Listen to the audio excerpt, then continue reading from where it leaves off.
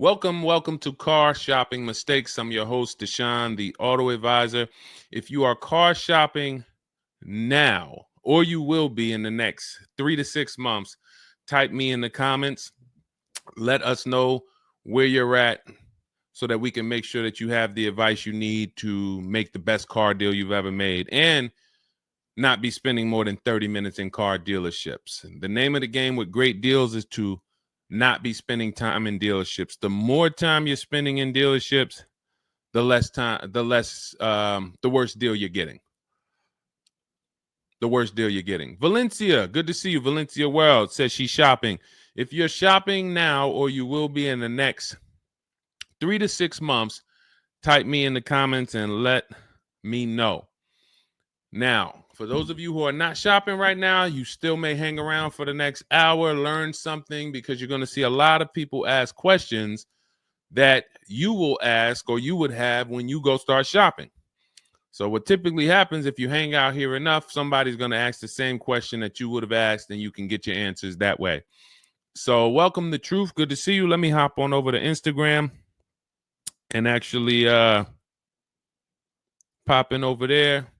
And I'll give you guys time to start typing your questions. No questions off limit. I try to do just rapid fire Q&A. So you have questions about leasing, about loans, about, getting the best deal, new cars, pre-owned cars. If you just want to tell me your situation, kind of what your goal is, we can go from there. And that's typically how we run it here. So let's see. I'll give you guys time to start typing. Once we get the first couple questions coming in, Dolan will start to bring them into the show. And we'll go from there. All right, I'm just sharing the show. Shout out to the sharers. And before we even start with the questions, I want to talk about the mistakes that I see people making. Let's really start out with the mistake of this leasing versus buying. I'm so happy that over the last 3 years, who was taught never lease a car? You were taught or you heard never lease a car. I could not be more happy that we have been helping people get their first lease for the last 3 and 4 years. The financial advice we've been listening to concerning leasing has cost us thousands of dollars. I was going to lease a car next week. As long as you get 5 offers, cool money. As long as you get at least 5 offers, you're good. See, people are out there paying. There's a couple ways that you can get a car. You can buy it new, you can buy it pre-owned, or you can lease it new. When you lease a car, you're leasing it brand new. So if you look at the financial parameters, you ask yourself, if I buy a new car, how much will it cost me? Now, I want you to use this rule. Every $5,000 is about how much per month. This is not for the new people. If you're new here, type the number 1. Let me know you're new. You've never been on the show. I don't expect you to have the answer to this question. But if you've heard this before, then every $5,000 is about how much on a car payment. You may have seen this in my video. You might have seen this on a show. This is a principle we teach. I want you to lock this into your head forever. Let's see if anybody knows. Or we got a bunch of new people. Michelle's new. I see you. Cool Money's new. DJ Furious. Okay, I see you. Sandra Bonds on Facebook. You're new. Okay, a lot of new people checking in. We're live on YouTube, Facebook, Instagram, and TikTok. So if none of you know, I want you to remember this. Every $5,000 is about $100 per month. Good to see you, Digby, on TikTok. Every $5,000 is about $100 per month. So how do we turn that into a real budget? You look at a car, $30,000 divided by 5,000. You're going to see that's about 600. Well, that is 600. So when you see that a $30,000 car to purchase is $600, if you borrowed that money, now you know about how much that car is going to cost, about how much $600 a month will get you if you purchase.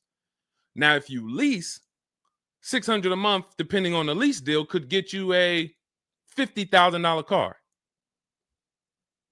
So we're driving. So if your budget is $600 per month, then you have a couple ways that you can get a car. You can go find a $30,000 new car, no money down. You're at about $600 on a 5-year loan. You can go find a $30,000 used car. You're about $600 on a 5-year loan. Now, for $30,000 used car, maybe it was like $45 when it was new. You get it for $30. Or you can get a $50,000, depending on the lease deal, brand new car that you lease. So let's drive this home. You have people pulling up in cars. They're all paying $600 a month. One of them is driving a brand new $30,000 car. They didn't put any money down.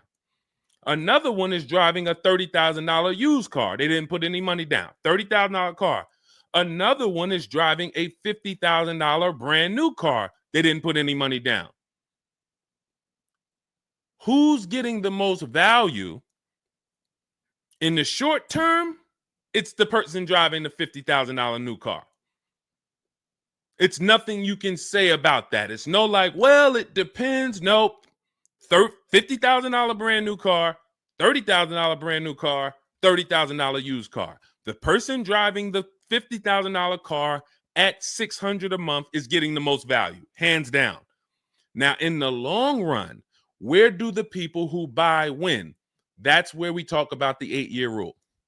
That's why if you're buying your cars and you're keeping it 8 years, you should be purchasing, not leasing.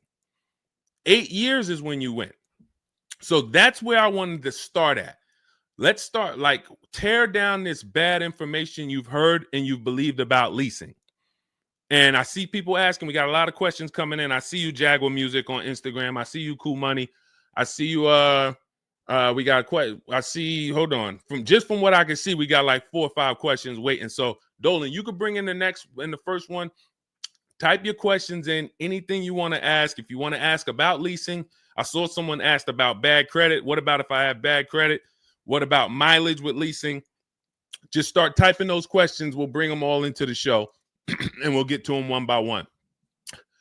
Is that true for someone that went into bankruptcy? Okay, so if you came out of bankruptcy, your goal should be to rebuild your credit as quick as possible. Right now, your credit's blank. You come out of bankruptcy, your credit's blank. You have nothing there, and that's a good thing and a bad thing.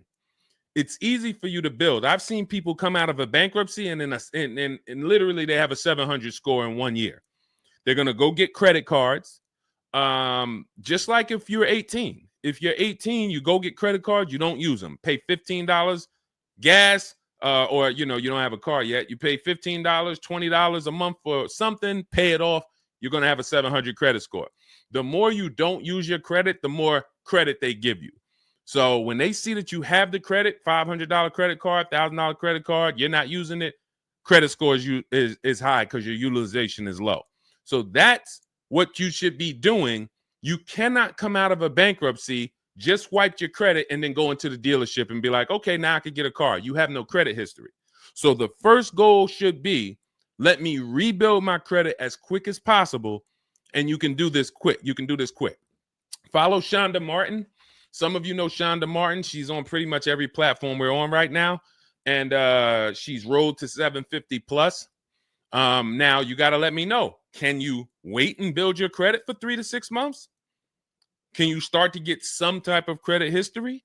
Or are you in need of a car right now? In which case you have to get a car with bad credit or no credit. Because if you don't have anything on your history, that's technically no credit, which is bad credit. So, okay, you need something ASAP. Okay, so what you should be doing, and again, if you don't have good credit right now, you should be buying the smallest car you can with the lowest payment. I got into the car business 2006. I was 22. I've been in and around the car business since then. So what is that? Almost 20 years now? The mistakes come from 2 things. You don't know what to do. A lot of the stuff I'm going to say, oh, I didn't know I could sell a lease, Deshone. Oh, I didn't even know I could sell a car if I don't have the title. It's not paid off yet. I thought I had to pay it off to sell it. Deshone, I didn't know every dealer, every, Toyota dealer has a different price. I thought they were all the same price, like the Apple store. All of that is you didn't know. Oh, I didn't know about leasing. I thought it was this. I thought it was that. I had misconceptions. All of this stuff has cost you thousands of dollars. That's you not knowing. The other problem is you know and you don't do, because now I'm going to make sure you know. So once you know, it's your obligation, or it's up to you if you're going to do. So if I have bad credit, I'm looking to rebuild my credit. I need a car right now. First thing I'm doing is asking myself, in my book, Cars from Home, first step is how many years you're going to keep the car. Because we need to determine, are you going to lease or you're going to buy? Are you going to lease or you're going to buy? You don't determine that based on how many miles you drive or, it's the 8-year rule. Are you going to keep the next car 8 years? Who keeps their cars more than 8 years? Type K. Because you're buying what we call keepers. If you're a keeper, Deshone, every car I buy, I'm keeping this thing 8, 10 years, 12 years. When the transmission goes out, I go and get another transmission. I see we got keepers. Shout out to the keepers. Michelle, we got Chantal. Who are the keepers? Sandra Bonds on Facebook. I see you. Where are the keepers at? K Mathis on Instagram. Keepers. These, you should not be thinking about leasing. Who's the keepers? See, we like to make this clear. Lon, I see you. Kara, keeper. All right. You need to be very clear, because people be like, Deshone, you talk about leasing a lot. Should everybody be leasing? No. Everyone who's not keeping their cars 8 years should be leasing. And if you don't have the credit to lease, your goal should be get the credit to lease. But so the first question I'm asking you, if I have bad credit, is how many years am I going to keep this car? Now, to those of you because if you don't have bad credit, or if you don't have marginal credit, somebody is going to have it. There's a lot of people getting hit in this economy, and they're going to have credit challenges and need a car. Why is this important? Because let's just say I don't have good credit, but I'm a keeper. That means I'm not thinking about leasing. I'm looking to get a car that I can keep for 8 to 10 years or more, and I don't really have good credit right now. No problem, because the goal is find the best car for the best price, and then I'm going to get a loan, and I'm going to pay more for that loan because my credit is bad. I still need to get a great price on the car. We got to talk about that. Separating the price of the car from the loan. Some of you are savvy and you understand this, and some of you just mix these things together. But when it comes to getting a high interest rate because I have bad credit, as long as I get a good car, once my credit is better, what can I do with that loan? So let's say I got a great price on a car. I got a car, it's going to last 10 years. It's perfect, but I'm paying 21% interest. So I'm going to fix my credit, work on my credit. And then once my credit is good, I still want to keep this car. What can I do with this loan? Refinance. That's a simple fix.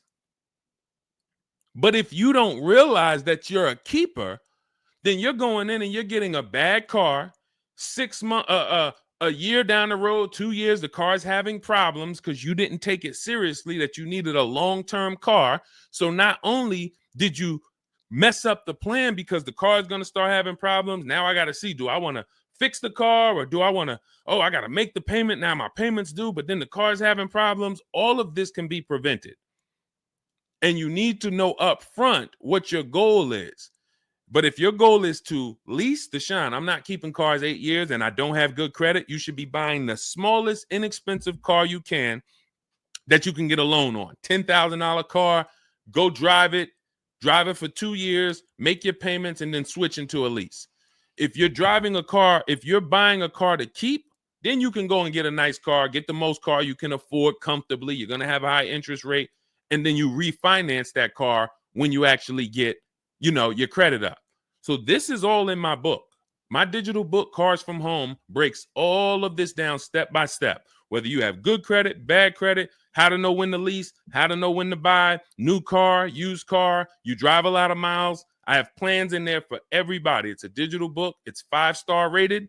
Thank you to everybody who went to Goodreads and reviewed the book. You can get a copy of the book. It's normally $97. You can get it as part of my launch offer for 75% off. That's $24. It's for 2 hours. So as long as you get there, go to my TikTok bio, my Instagram bio, the YouTube comments or the Facebook comments, click that link, and you'll see $24 for 2 hours. Once that, as long as you get it before that, you got it for $24 instead of $97. And you can have everything step by step. So you're not worried about, I'm trying to remember all of this. You can watch the replay on YouTube too. But all of this is everything I'm teaching is part of a plan. It's not me winging it. This all comes out of my book. All right, go ahead, Dolan. Bring the next one up. Keep typing your questions. I know we got a lot of questions coming in from all 4 platforms, so Dolan will bring them into the show. Just keep on typing. What is considered marginal credit? Now, this is going to depend on what you're trying to achieve. I like to see all right, who's a homeowner? If you're a homeowner, type me. Now, if you had marginal credit before you bought your home, your realtor or your mortgage person probably told you, go work on your credit and then get your credit to this to get a mortgage. A lot of people do that. They go and they work on their credit, and once their credit is a 640 or 620 or 660 or whatever it is to qualify for the mortgage, they go and get their mortgage.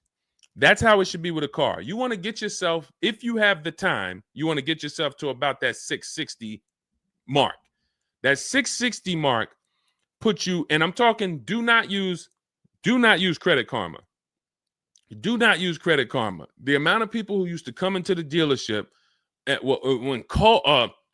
we run their credit, it's low 6s, 609, 590. And then they call me back, a couple months down the road. Oh, Deshone, yeah, my credit's better. And then we come in and they're like, yeah, I think it's up to about a 660, 680 now. And then we pull it and it's a 620, 630. And that's Credit Karma. Do not put yourself in a position where you're listening to Credit Karma. Pay. You can go to Google and you can type in, get my FICO scores. You want your FICO scores direct from the credit bureau. If you don't subscribe to a thing that gives you it before you go and make a purchase, you want to know what your FICO score is, not what a Credit Karma score is. But if you have the time, you want to try to get your FICO scores all above the 660, 670 mark. That's going to be in that good category. You can qualify for a lot of leases. Now, if you're in the 650, I want you to think about this. I have something I teach called credit and when it comes to profiles, leasing and credit. It's easier to get a loan to buy a car than it is many times to qualify for a lease. If you got a low 600 credit score, a lot of people will approve you. They're just going to approve you at a higher rate, higher interest rate. With a lease, it can work similar. But sometimes when you're in that low 620, 630, it's very tough to get approved. They're not going to take that much risk, but you may have a strong profile. So when you go into this, it's not black and white, guys. It's not like you can say, if my credit score is this, I'm done. What if your credit score is this, but you have a car payment already you've paid on time? When I worked for Mercedes, I worked for Mercedes for 5 years. We'd have people whose whole life was falling apart, but they never missed a payment on their Mercedes, and they get approved all the time. Everything else is falling apart, behind on the home. But if Mercedes sees you pay them, you got approved. So what I say is a current car. That's why those of you, if you're building to get a lease, if you're building to get a better car, pay that car on time that you have now. Because the best thing you can do is have a history of on-time payments on your car. That means a lot to a bank versus missing the car or putting the payments on the back because you thought that somebody told you could do that and it wouldn't affect your credit. A lot of people learn the hard way. Oh, I thought when I put the payment on the back, it didn't show as late. It does. So we again, I'm here to tell you everything from the inside. I've been helping people for years. We have people all around the country. You know, we'll bring a lot of them into the show. Marguerite, Brian, you know, a lot of the people who write in, Sheree. But we have this. I'm telling you from the inside, not from your perspective. I'm not like the public, and it's like, oh, this guy this guy must have really learned about buying cars because he's teaching. No, I'm from the dealerships. And, you know, if I wasn't doing what I was doing for 10 plus years, that was my job in dealerships, working with people, looking at banks, looking at credit reports, sitting there, seeing people turn down, seeing negative equity. So that's where my solutions for you come from inside. And so I would tell you, try to get to that mid sixes mark. And you'll put yourself out of a manipulation zone. You can qualify for a lot more things. All right, I see you, Michelle. I see you. Kim Randall, good to see you. The Savage Mama checking in. Abdul checking in. Good to see you. Go ahead, Dolan. You can bring up the next one. All right. Shout out to Dad. Y'all running the likes up on TikTok. Thank you so much. Thank you to everybody who's double tapping the screen. We appreciate you. Can you talk about putting money down or not when purchasing a car? So important. Listen, this is a good one. This is a good one. I don't know who asked this question, but this is a good one. Can you talk about putting money down or not when purchasing a car? So here's how you want to make sure your down payment never gets taken if you are purchasing a car. You must separate your monthly payments from the price of the car. You make the mistake sometimes of going in and saying, what's the payments on that car? Who's ever said that? Hit the like button, type me. You ever said, hey, what's the payments like on that car right there? The reason why we don't do that is because you're actually mixing two transactions when you do that. Thank you for being honest. Shout out to the people who are being honest. You're mixing two transactions. You're looking at the price of the car and you're looking at the loan details, which equate to your monthly payment. See, if you pay cash for cars, then you understand you don't care about the payments. You go in, you're trying to find out the out the door price. What is my out the door price from the car for this car? If you're doing it our way, you're doing this from home. Bunch of dealers submitting offers to you. They're out the door offers for this car to your email, bidding war. We'll talk more about that in a little bit. That's the Cars from Home way. But once you get the out the door price, you then say, all right, that car that I want, $32,000, including all my tax, all my fees, $32,000. I pull up my auto loan calculator. How much is $32,000 on a car payment? Well, 5 years might be around $620 a month. 6 years might be around $550 a month. Okay. Do I want my payment to be that high? If I could afford that payment, do I want my payment to be that high? You see how we've separated the price of the car from our loan and our monthly payments. This has nothing to do, and this is what we call the 3 pillars of great car deals. 3 pillars. You cannot get a great car deal if you're mixing these 3 pillars. First one, who I buy my car from. Second, who I get my loan from. Third, who I give my old car to and sell it to. That's why we don't say trade here. That's a curse word. Forgive me if I even saying it. And if, we get some questions about trade-ins, we'll explain why we don't trade cars. So we have to separate these and bid out each one. You have so many online tools at your disposal that you just don't know how to use yet when it comes to your cars. You know how to use Amazon to go buy a TV. You know how to get a subscription to YouTube. You got a ton of online tools you know how to use. Shazam, what's that song? Shazam it. But the online tools about car buying, you just don't know how to use them. That's where I come in. Our entire system is showing you websites that do this, tools that do that. And so we can make sure that we're getting the best deal. So the only way you're going to make sure you never lose your down payment is you have to separate the monthly payments from the price of the car. If you go in and say, hey, how much is that payment? The car salesman says, well, how much can you put down? Well, I don't really want to put any money down. Well, all right. If I had to, I guess I could put down like 3, 4 max though. But I'm trying to be at like $600 a month. You're working your loan out with them. That's a loan. And let me tell you how. Let me show you why you can know you shouldn't be mixing these transactions. There's big money in all of them. There's a ton of people who want to sell you a car. There's a ton of people who want to give you a loan. They don't sell cars. Let me say that one again. There's a ton of people who want to give you a loan. They don't sell cars. They want to compete for your loan. That should tell you there's a lot of money in the loan business. Then there's a ton of people who want to buy your car from you. Your car you have now. You're the one you're like, well, I just normally go trade the car in. Well, how many offers are you getting when you trade the car in? Well, I usually just get the one from whatever the dealer says he's going to pay for me. Okay. So there's a ton of people who want to buy that car from you. They don't care about selling you a car, and they don't care about giving you a loan.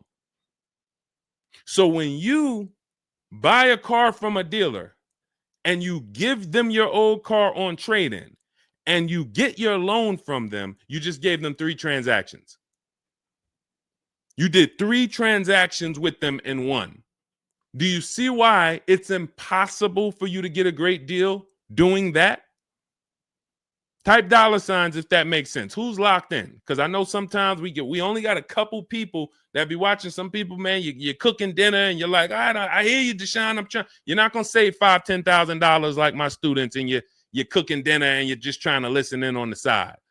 Look, you're not gonna get this. Look, person got a Kia $439 a month, $35,000 car.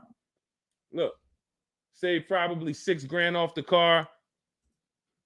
Melissa, $12,000 that she got from Carvana. Let me just read something from people who are locked in, so you can, maybe this will inspire you to get locked in. All right, this is Melissa. 4 days of leasing like a boss. That's our system we follow for getting our leases. Started with a Kia Telluride as first choice. Quotes for 36 months, 15,000 miles a year. Ranged from 642 to 653. Went to a Honda Pilot. Ended up getting quotes as choice B from 616 to 713 after contacting every dealer in North Carolina. She did this from home, right from home. She got after contacting every dealer, the dealer I ended up leasing from originally quoted me 719, came back at 616 in 3 days with 0 due at signing. This is on a, where's her car at? I can't see. Hold on, 616. Oh, that one wasn't clear. All right, here, let me read this one. Thanks so much for these resources. I read the entire book last night. Already been underway trying to put my deal together. What a great book. I have my quotes together, and now I'm ready to take the next step with the calculator. Big fan of your channel and the resources. However, when we shop for 12,000 miles per year, do we adjust to 15,000? So these are people who are taking action on a plan. So when you see the plan, there's going to be different results. If you're out here winging your car process, oh, I hope I did this. Oh, shoot, I thought I watched the Instagram video. They told me don't say that. I shouldn't have told them I had a down payment. You're not going to get it. You're not going to save $5,000 or $10,000 on your car payment, on your car transaction accidentally. You don't just slip into that. So lock in and grab this lesson now. I need to separate my transactions. Who I buy my car from is one transaction. I'm going to bid it out. I'm going to give a bunch of people an opportunity to sell me this car. If I'm looking at a used Toyota Camry, I want to see every Toyota Camry within 150 miles, and I'm going to narrow it down, and I'm going to pick the best one, independent of my loan. My loan is a whole nother story, because when I shop for my loan, I'm going to do the bank bidding war where I can have multiple people. I don't even want to mention that without telling you about it, because it's like, whoa, what's the bank bidding war, Deshone? Okay, so you can have multiple banks and credit unions compete for your interest rate in a small period of time, and it's going to weigh on your credit score like one hard inquiry. Like one hard inquiry. Mamba Mentality, I love the name. I love the name. Why can't I do a super chat? I don't know. Yinka, good to see you on Facebook. IB Johnson. On one hard inquiry. So let's just say, and so when you get your loan, how do we know that 5.2% interest rate was the best? How do you know that the 7.1 interest rate was the best if you have no other offers? And what we've been used to is we're just going to go with our bank. We're going to go with our credit union. We're going to go with the dealer's bank. Why? We're going to make these people compete. And when you do this, when you do it this way, you can have people compete in a short period of time and get multiple offers on your loan without it affecting your credit score. But it has to be done in a small window of time. Now, if you Google it, rate shopping, it'll say between 14 days and 45 days. You do it our way, it's going to take you 48 hours. And you don't do this until after you find your car. After you find your car is when you do a hard inquiry. You let these banks and credit unions compete for your loan. And again, you notice I've already found my car. I already got the best price on that car right there at ABC Motors. I got that thing on hold. Don't pick up the car the same day. As much as they're going to ask you, hey, you want to take it home today? You want to take it home today? No. If I take it home today, when do I have time to go shop my interest rates? I'm not taking it home today, but let me get my buyer's order with my numbers on it. Let me go home and let me actually do my shopping for my loan and my interest from home. And then if you can actually beat that rate, it's a competition. But because you didn't know that you could let multiple banks do this in a short period of time, you're only going to your bank. You coming back with a 6.49. Well, I guess that's good. What if somebody could get you a 5.49? Do you know how much a difference between a 5.49 and a 6.49 is on a loan? Could be $1,200. This is why we're getting all the money. So again, all of this is in my book, digital book, Cars from Home. You don't have to wait for it to come in the mail. You can have it by the end of the show. It's in my TikTok bio, Instagram bio, Facebook comments, and YouTube comments. Normally $97, but you can get it as part of our welcome offer for $24. As long as you get there before the 2 hours is up, you get it for 75% off. It'll have everything in there. That is the bank bidding war. If you're not, again, before we go to the next question, if you're leaving the dealership wondering, if I was to walk up to, yo, Deshone, what's going on, man? Hey, I just got this car, man. What do you think? Okay. Did you get a good deal on it? Yeah, man, I definitely got a good deal. How do you know? If you're not saying to me, yo, man, you know how many offers I saw? Man, I got about 6 offers on this car from different dealers. This was the best one. Okay, you did good. What about your loan? No, man, listen, my bank competed, credit union competed. The dealership told me none of their banks could beat what my bank gave me. Congratulations, man. You got a great deal. But if you don't have that same confidence, you did not get a great deal.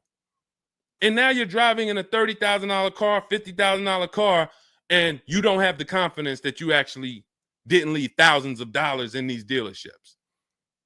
This is crazy. And when you get mad and stop accepting it, you'll listen to what we're telling you to do. If you think you deserve that abuse, then you're going to keep doing the same thing. That's why you got to unlearn. Okay? So separate your transactions. Who I buy my car from, I'm getting multiple offers for. Who I get my loan from, I'm getting multiple offers. Who I sell my old car to, I'm getting multiple offers. And with the internet, I can do all of this right from my house. Right here. All right. That's the Cars from Home way. Let's go, Dolan.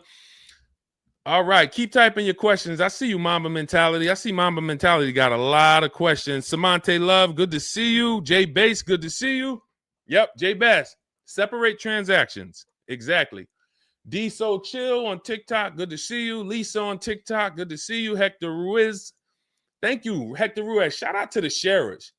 Shout out to the sharers. I always got to take time to shout out the sharers. We can't do this without you. All right, how can I schedule a consultation with you? Also, does it make sense to lease a pre-owned vehicle? So let me answer the bigger part of the question first. Most leases are going to be brand new.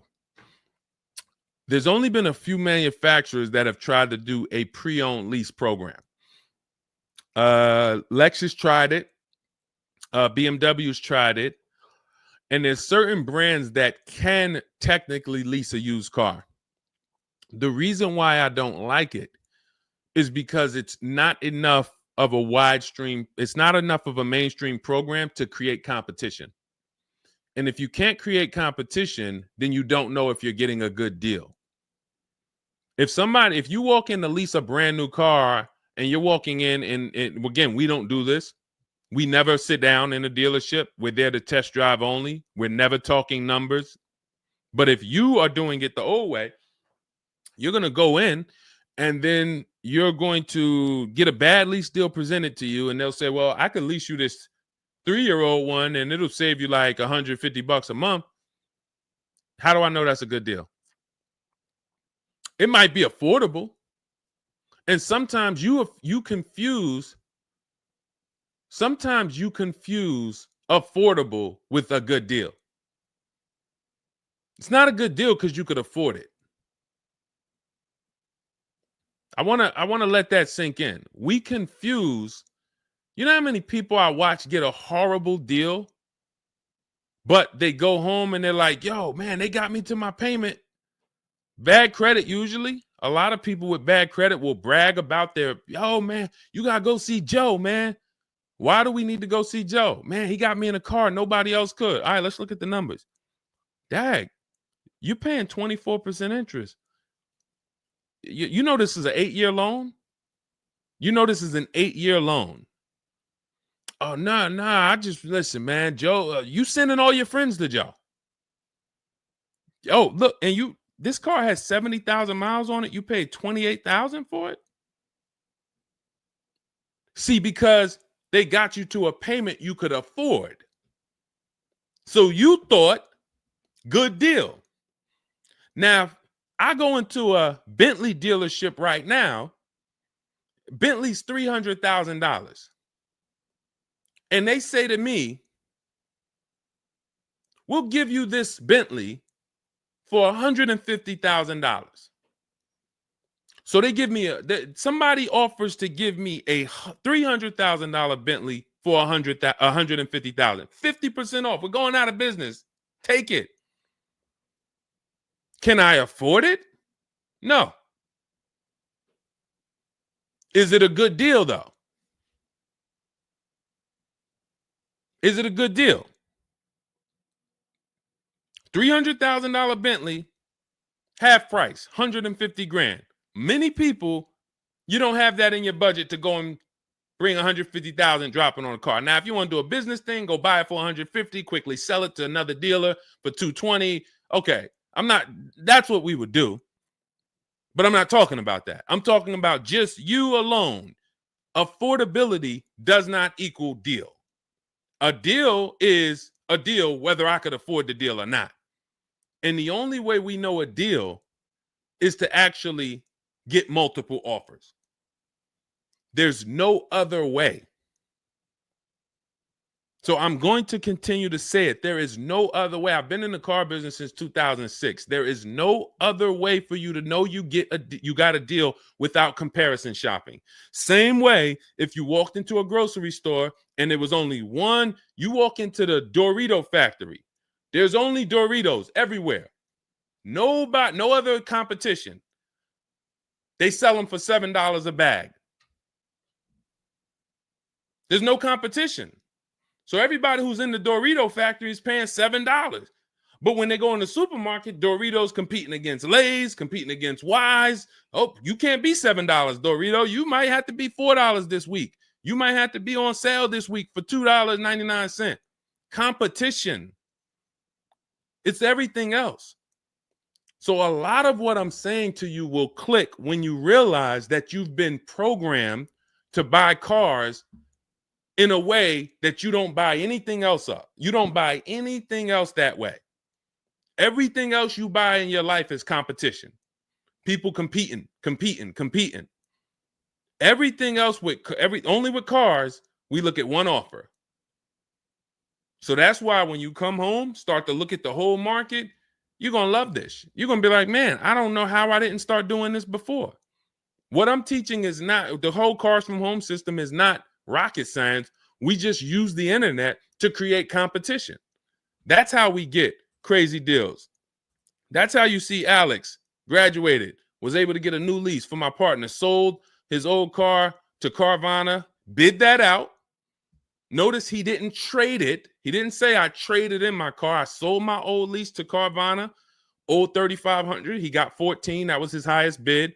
Went test driving, got a 2025 Hyundai Tucson, got a 1.3% lease deal, no money down, $42,500 car, $580 a month, and that's a 1.3% lease. Now, $42,500, guys, would normally be, with no money down, about $800 a month.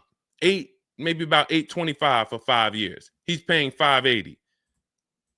So when we talk about leasing keeps thousands of dollars per year in your pocket versus purchasing.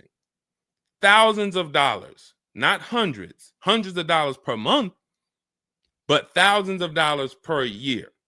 So to answer your last question, I don't do consultations. We have 3 ways we help the public: through my book, through our Shop with Deshone program. A lot of these people that you're seeing me share, they've either got my book or they're in our Shop with Deshone program. Just Ralph, Jen, Stormy. Just wanted to let you know that your package worked. $48,000 MSRP, no money down. She's paying $622 a month. That's normally a $900 payment. Marie, some of you know Marie from some of our other shows. We talked about her. Just wanted to reach out. Thank you. She used the book, saved over $13,000 off of her Mercedes, got her payment to be hundreds lower per month, maintenance included. Just wanted to say thank you. She got a 2025 GLC Coupe. Some people have this same car. You're looking at this car. You're like, hold on, Deshone, I got that same car.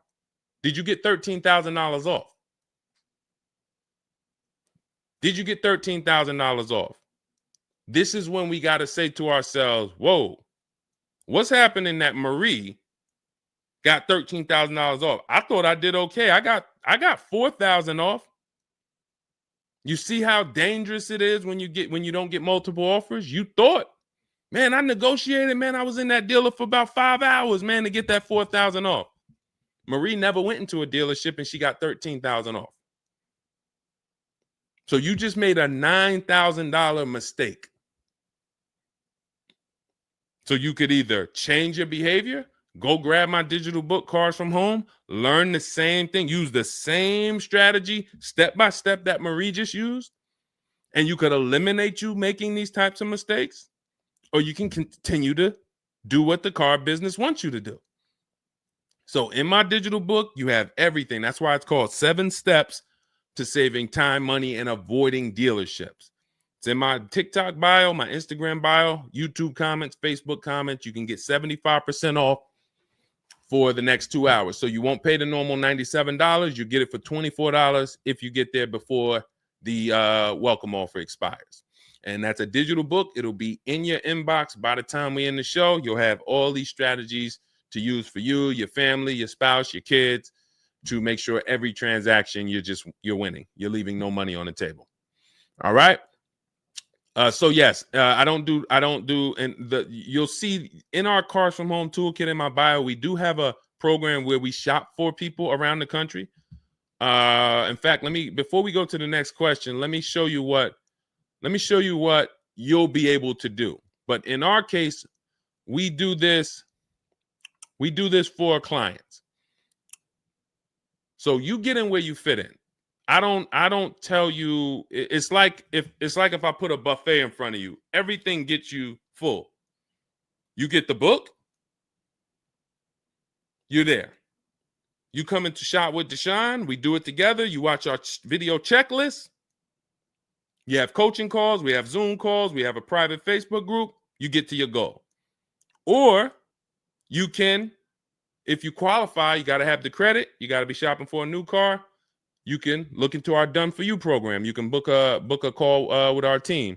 But here's an example of how big of a margin these offers. I want to show you the difference between some offers here, because some of you don't really see it. Hold on.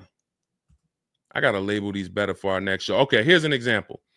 So we can see here for this particular car, the payments range, all of the car itself is $64,000. We're shopping for a Genesis. This particular month on this particular car, the payments range. Y'all ready? We got 6 offers on this car.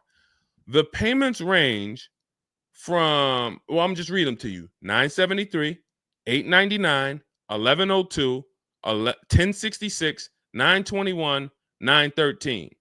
Now this is initial payments. Why is there a $200 difference in these initial payments? This is why you never want to take people's first offer, because the initial payments are going to be high. But even in the initial negotiations, why is it, Deshone? Wait, all of these cars are the same price. Why is one dealer at $1,050 and another dealer is at $899? Because they're criminals. So what do you think you're doing if you just walk into a dealership and say, let me give this dealer a shot at negotiating? If you're negotiating with the dealer that's at $1,050 or $950 or $975, where are you going? And the goal is to have that dealer. This is why when these dealers come, when they come down $100, you think, oh, I had to win. Man, they just came down $100 per month. They started out, they were at $590, and now we're at $490. This has to be a good deal. Well, how do we know that they weren't supposed to start at $490 and end up at $390? If this is clicking for you, type a $, because this is clicking for some of you. Those of you who are locked in, this is why it has to be a mentality change. I'm pulling back the curtain so you can see that, Deshone, it's been feeling like when I go to buy a car, it's a mental game. I drive off and I'm kind of happy, but then I don't really have the peace. I don't really feel like I did good. I'm kind of hoping I did okay, right? That's you, right? So I'm telling you that your gut has not been lying to you. I see you, P. Honda Fundamental Salon. Good to see you. Got my book. Use it. Use it and win. So your gut is not lying to you. I'm just the one from the inside coming to tell you that you closing your eyes and hoping things go well is not working. It's not going well for you. If you looked at other people, they're doing better. If you looked at people with strategy, they're getting cars for $200 a month less than you. They're getting $5,000 off less than you. They're leaving knowing that they got the best deal because they saw so many offers. You're hoping, and that hope is not leading to that. Hope is a bad strategy. So what you want to do is you want to change your mindset and realize that the dealer's whole goal is to keep you from shopping. If you burn that into your head about the car business, the entire goal of every dealership is to keep me from shopping their competition. And if you know that, then you're not going to go into the dealership. You're going to say, all right, how can I be at home and do this from home? Again, that's all in my book. But even if you want to make calls, there's some people, you've been on to this since 4 years ago, 10 years ago. You're like, Deshone, man, I knew, man, I don't go into those dealerships. I call around, I'm going to get me a bunch of offers. And by the time I get there, that's when I'm picking up my car. You've been on to this truth for a long time. Some of you, I'm not telling anything new. Some of you, you're like, whoa, I didn't know that really. I thought that it was all about going in and just negotiating. No, because 80% of dealers are never going to give you what we call a below market deal because they got too many other people walking in that's willing to pay a higher price. So you have to find the dealer who is going to give you that low payment out of the whole market. That's why this is a bidding war. And when you start to do this, you're going to be like, yo, why does it seem like this is kind of fun now? I kind of enjoy this. Is like a game. And you're the prize. So instead of feeling like you're begging, oh, come on, can you do another $500 off? Come on, man. I'm only asking. Get me from 520 to 499, man. You're begging. So instead of begging, you got people now competing for you.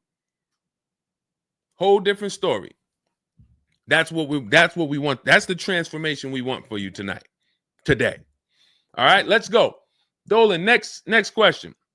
All right, Fundamental Salon, I see you. I see you, Jay Bass. I see you, Randall Pine Straw. You got the number 3 gifted badge. Thank you. Y'all lighting up the lights on TikTok. Thank you so much, Monica 9300, BKS Aggie, Timothy Garces, Drew Saberton reposted the broadcast. Thank you so much.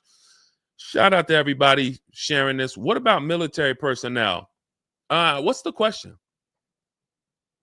Just rewrite that question because I don't know. What's the question? I know what about military personnel. I don't know. Are you asking about military rebates? I don't know. So just kind of give me a full question, and then I'll be able to give you a better answer. Hello, I'm planning on purchasing a 2025 Escalade. Any negotiation between the MSRP and the invoice? Of course. Now, if you walk into a dealer and you say something like that, what is the dealer going to say? So let me ask everybody who's watching. We're live on Facebook, TikTok, Instagram, and YouTube. If this person casually walked into the dealer and said, hey, is there any negotiation between the MSRP and the invoice? What do we think a smart dealer is going to say? Not an honest dealer, a smart one. Thank you, Sassy. No. No. And you know what's crazy? They're going to say it in a way that makes you believe it. So if I put my car salesman hat on and I switched it to kind of for myself, this is what it would sound like. Or is there any negotiation between MSRP and invoice? Not really. On these cars, I mean, we don't even have a lot of them. A lot of people are trying to get them now because the tariffs are about to hit. And even though this is an American-made car, some of these parts, they're produced in Mexico. So there's not, we really like to, a lot of dealers are selling them over MSRP. In 10 seconds, I just took you to, whoa, but can I get MSRP though? See, that's why I'm never training you to go in and negotiate with people that negotiate every day, 3 times a day for the last 10 years. You're just not going to be a match. You might negotiate office furniture. Yo, Deshone, I do office furniture. A car salesman couldn't come in and negotiate with you on office furniture. But you can't go into a car sale and negotiate with car salesmen because, again, the psychology, we just know every question to ask, everything to say. It's a mind. And so some people use it for good and some people use it for evil. And so how do we find out what the discount is on the Escalade? We talk to multiple Cadillac dealers. Now, if you're doing it our way, in my book, I have scripts that I wrote for you. It's all by email. So there's a reason that people can actually go in, use this book, use these scripts, and come out with great deals. This is Trey. Trey got 3 cars using our system. He says, my son was in the market in 2025. He just got a 2025 Blazer. He said, I started sending emails in the wee hours of Tuesday morning.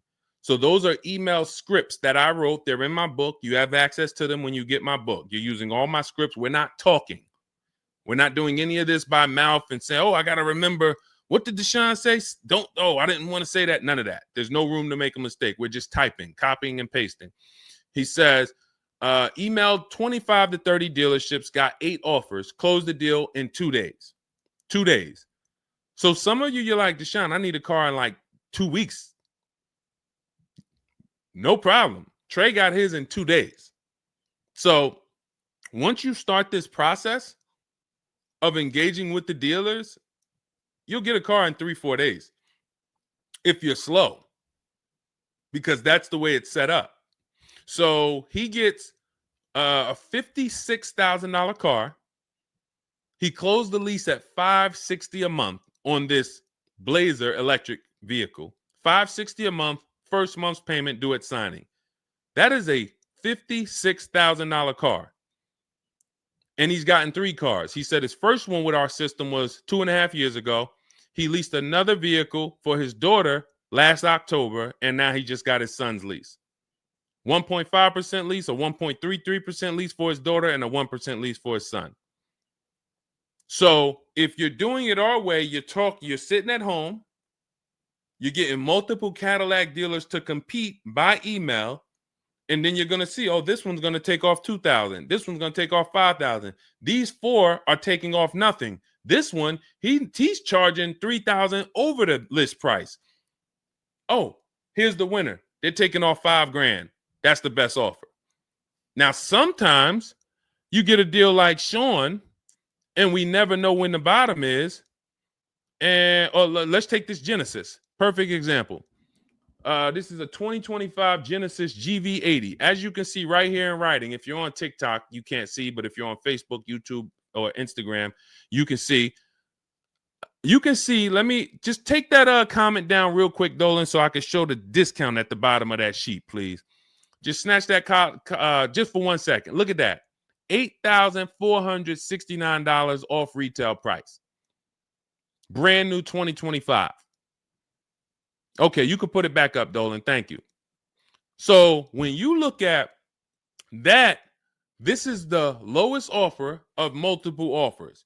Maybe $8,500 is the best discount on this particular vehicle. But when we go to Sean, let's go to Sean. F-150 Lightning XLT, $73,000 vehicle. What's his discount? $21,000. Look at the dealer discount and look at the rebates. And every dealer is not going to tell you the rebates. Some dealers will not be honest with you about the rebates. They'll hold some of them or they'll hold all of them. When he got all his offers, he saved $21,000 off the price of the car. So how do we determine, to answer your question about the Cadillac Escalade, what's the discount between MSRP and invoice? We don't know. Could be the best discount could be $3,000. The best discount could be $5,000, could be $10,000, $12,000. We don't know. And because you don't know, you cannot negotiate. If you knew that the best discount you could get on a Cadillac Escalade was $8,000, you knew that, then it would be easy to negotiate. I'm just going to go on. All right, man, come on. You're at $6,000. Nah, man, I want another $1,000 at least. I'll let you keep the last $1,000, but you got to get me to $7,000 because you know the bottom, $8,000. No car that we go in to get do we ever know what the bottom is. So what you're doing is you're feeling for the bottom. But if Sean thought $10,000 off was the bottom for his F-150 Lightning, then he wouldn't have got $21,000 off. That's the danger. So when I say to you, you're leaving $3,000, $5,000, $7,000 on the table, you can't say to me, Deshone, no, I'm not. Because I get so many offers, man. I know I'm not leaving money on the table. You don't know you're leaving money on the table. I got $8,000 off my Infiniti truck I got when I leased it. How do I know that was the best offer? Because I had 7 other offers. I had 7 other offers of Infiniti dealers that I went back and forth with by email. This one giving me $3,000 off. This one $4,000. This one $6,000. This one $6,000. This one, we'll do $8,000 off. You got it. You won. Took me 60 minutes. This is where I want you to get new cars, used cars. You're making your deals from home. You're the prize. You're going into the dealership to pick up your car, man. They like, man, you sell cars? How'd you was like quick, man, that you kind of knew what this was quick. Car salesmen going to love you because you didn't waste their time. You didn't tie up 8 hours of their time. They're making deals with you in 20 minutes, 30 minutes. It's great for everybody, but it's mainly great for you. That's what we want. Okay, all of this is in my digital book, Cars from Home, 7 Steps to Saving Time, Money, and Avoiding Dealerships. It's not a mail book. It's a book. You can have it in your inbox in the next 5 minutes. Normally $97, but as part of our welcome offer, you can go to my TikTok bio, Instagram bio, click those links. You can go to the Facebook comments or the YouTube comments. Dolan has a link for you guys. You get 75% off. That's $24, but it's only for 2 hours. Now, if you visited earlier, some of you, I did a show, my last show, you might have visited the link and you missed the countdown. You'll see it's gone. So you want to make sure when you actually go there, even if you come back in a couple minutes, don't let that timer hit 0.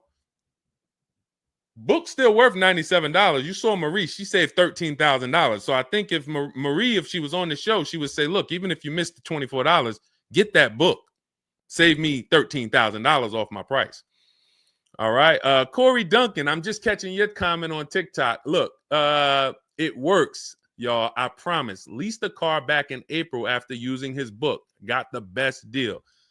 You see what I'm saying? Like, and this is all over. It's too many people for me to pay. When I tell y'all, like, it's too many people. I pride myself on not can Deshone get great deals. Obviously, you guys know if I could sit on here and answer your questions for an hour and a half. Clearly, I've been in the car business since 2006. Clearly, Deshone can get great deals. But can other people? That's why I'm showing you other people. That's why I'm showing you Benita. That's why I'm showing you Kimberly got 20 grand off her Maserati when she got it. Zafrina got 2 cars. She got a car last year, got her Jeep Grand Cherokee, $66,000 car. She got it for $579 a month. And then she just got another car that she posted 2026. Not even a 2025. 2026s. It ain't even out yet. She got a Kia or just came out recently. Kia EV6, $76,000 vehicle. She got it for $742 a month. She leased it. Now let me just do some math for you real quick on how crazy a deal that is that Zafrina got on her second car. The first one's crazy too. They're both crazy. But let me just, here's how we judge a lease. We judge a lease by how much we're paying and how much car we get to drive for that payment. So the reason I created the 1.5% rule is for you to know you're paying too much money for a car you're giving back. The 1.5% rule tells us if we divide the monthly payment into the MSRP with no money down, it creates a percentage. And if that percentage is over 1.5 for 12,000 miles per year, we're paying too much. It's no value there. It's a bad value lease. Let's look at Zafrina's deal that she just got. She's paying $742 a month, and she got a $76,000 car. So let's say, go into our calculator, $742 a month, 36 months. That equals $26,700. That includes taxes, everything. That is how much she's giving them for 3 years to drive this car. $26,700. It's a $76,000 car. You don't have to be a mathematician to know that if you walked into a showroom and you saw a $76,000 car, once taxes and fees and everything were on top, it's over 80 grand. And you could drive that car for 3 years for $26,000 and you give it back to them, we don't have to, we can imagine how much value that is. So that's how we judge a lease. And the more I pay, the more I have to look at, okay, is this a good lease deal? Is it a great lease deal? Is it a steal? Zafrina got a steal. Anything 1% or lower, it's a steal. From 1% to 1.5%, that's a good deal. Well, let's say from 1% to 1.25, great deal, great value. And then from 1.25 to 1.5, good lease deal. So it's good, great, and a steal. Any of those is good. It depends on the vehicle, and it depends on how well you get offers, because different vehicles have different lease programs. But once we get, you don't walk into a dealership and say, hey, get me to 1.25 or get me to 1. You don't do that. You got to see what the best offer gets you. But this is where you want to be at. Empowered shopping. Okay. Thanks, Randall. I'm working on my lease deal now from the book. Way to go. Way to go. All right, Dolan, go ahead. Pull up the next one. I'm going to take a sip of water. I see we still got a lot of questions to get to. Let's go.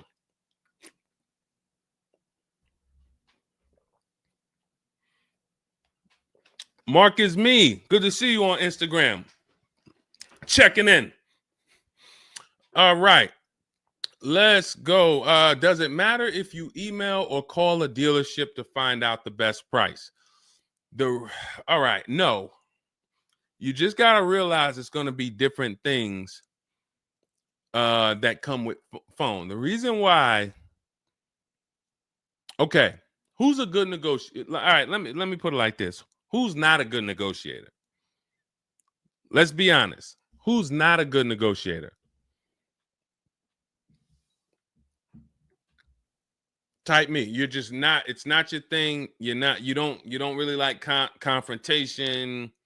Not a good negotiator. Let's go. Who's going to be honest? Oh, we got a bunch of good negotiators on here today. Bunch of good negotiators. Where we at? Hershey. What's going on? Randall, Sassy. Who's okay.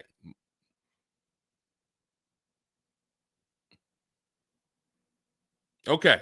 Couple people that want to be honest. Everyone else is a great negotiator. You need that to get on the phone. In order to get on the phone, you need to be a good negotiator. You need to be quick with your words. You need to be, and that's what's going to happen when you're calling to get deals. Now, if you're calling to get deals, you just need to be able to know exactly what information to give and what information not to give. So let's just say you call in and you're trying to get an offer, and somebody says, "Hey, wait, I need your credit." Okay, are you gonna say, "Well, no, actually, the people who I've been working with, they haven't been asking for credit. Just assume tier 1," or are you gonna, fumble through that? And if you so this is what you're going to get. That's why I say if you're calling, you could try asking for sales managers. But the reason why email far exceeds getting the offers by phone. Now, look, getting the offers by phone is way better than walking in. But if you get the offers by phone, you still have to you have to try to lock down who the good dealer is, because you're not going to really have anything in writing. And that could be a problem. That could be a problem, because whenever you're going in and you're thinking this, that's why everything we do is from home. Your credit app is done from home. If I'm talking to somebody on the phone and I feel like I done talked to maybe 8 dealers, I got 5 offers, and one guy, Matt over at, that dealership it feel like he's being honest. He's giving me the offer. He told me this is what your payment's going to be. It includes taxes. It includes everything. Or this is what I'll sell you the car for out the door. Okay, I'm doing the credit app online because I want all of that firmed up before I get there. I have a video we're going to put out soon about a dealer who we just experienced this shopping for a client, where the dealer put something in writing. And then when we did the credit app, or the client did the credit app, changed the offer. So when they changed the offer, that means they didn't want to do that offer to begin with. Oh, no, they didn't change the offer. They said the car was sold.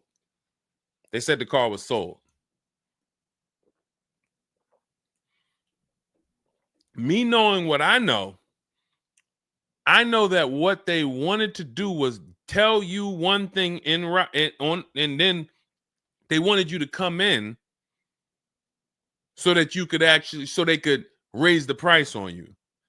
This is why we're not going in until we do our credit app online. And when I tell you we are doing everything from home, except the test drive, we are doing everything from home. We're not going in, all right, come on in, let's finalize this. No, we'll come in and pick it up. You can send me the credit application. I will email you my driver's license. I'll email you my insurance card, because when you do this, your deal is solid. If you're going in the dealer to finalize your transaction, the deal is actually not solid. The deal can be changed. And what you'll see sometimes, like in this video we're going to post, is once they find out they can't get you to come in to actually change the price, that's when they're going to start changing the tune. That's when things are going to change. And okay, I see what you were trying to do. You were trying to get me in there so that you could change the price on me. So that's why email is really the gospel when it comes to us. And another thing, you don't have to talk to anybody. You don't have to remember what you're going to say. What's up, Robert Ishel? You don't have to remember what you're going to say. You don't have to worry about saying the wrong thing. When you're doing this by email, especially when you're using our stuff, if you have my book, my digital book, everything's in there. The scripts are in there. When they say, when can you come in? We have a script. When they say, hey, we only give quotes on for people who are in here, we have a script. When they say, hey, I don't have this car, but I might be able to get it for you. Are you open to that? We have a script for that. Everything, we have probably 50, 60 scripts. Everything they're going to say. So that allows us to have conversation by email. We're not just emailing. We're having, Marcus Me asked, I see a question about warranties. I got you. Hang on. Mark, we're not just emailing. We're having conversations by email. Big difference. Conversations by email move things forward. Oh, we can't do this. Oh, how about this? Hey, it's a back and forth. That's why our scripts are so powerful, and they move things forward, and they keep it on your agenda. So again, myself, I could do it either way. If I was doing one car deal, I could call around. I'll ask for sales managers. I'll talk to the sales manager. I'll try to get a car deal done. But it's the transferring of information, and this doesn't work on a used car. So this only works on new cars. So if I was buying a used car, it's a whole different system. But another reason this isn't effective. What's up, Smitty? Hopping in on TikTok. Another reason that's not effective. Again, better than you walking in. I'm just being straight up with you. If you told me is that better than me walking in? 100%. Get on the phone. You will do way better on the phone than walking in. But compared to email, you ask me like email or phone, which one's better? Email crushes it because I can have conversations quicker. I have stuff in writing. I don't have to worry about not having something in writing, and I show up and I thought that it was this and then it's that, and then it's nothing I need to remember. Yeah, I think that's enough. I think that's enough. So again, in my book is all the scripts. And without you knowing what to say when they say this, then the conversation is going to move slower and you'll be typing everything manually. What should I say to them? All right, what should I say to this? When they say, "Oh, can I have your full address?" Okay. These are the things that you want to know how to respond to. Okay? All of that is in my book. But again, either way is better than walking into the dealerships. Walking into the dealerships is where you're going to lose. All right, go ahead. Next question. Kevin Carroll, Jamie Rodriguez. Good to see you. How do we apply for a soft credit pre-approval? You have to find a bank or a credit union that does it. If your bank or credit union should be the first people you ask, can you get a soft credit pull pre-approval? Because the soft credit pull pre-approval doesn't start the rate clock, doesn't start first of all, the rate clock starts at the hard credit pull, which means your credit bureau, Equifax, Experian, TransUnion, they're looking now and saying, okay, you have a certain period of time where you can do more of these to actually get different rates. But once that period of time closes, we're going to update your credit score. So let's just say you get that hard inquiry, and when it closes, your credit score drops 10 points. Okay. Had you gotten 3, it would have dropped 10 points. In that window, same 10 points. But if you let the window close, then you go and get another hard pull. When the next window closes, it's another 10 points. That's why we don't want to be moving like that. We don't want multiple hard pulls in a spaced out period of time. So you want soft credit pull, and if your bank or credit union doesn't do it, go to Google. Go to Google, type in soft credit pull pre-approvals. Find a bank that does it, because all you want to do is put your budget together. This might not be who you get a loan from. It's just for you to put your budget together.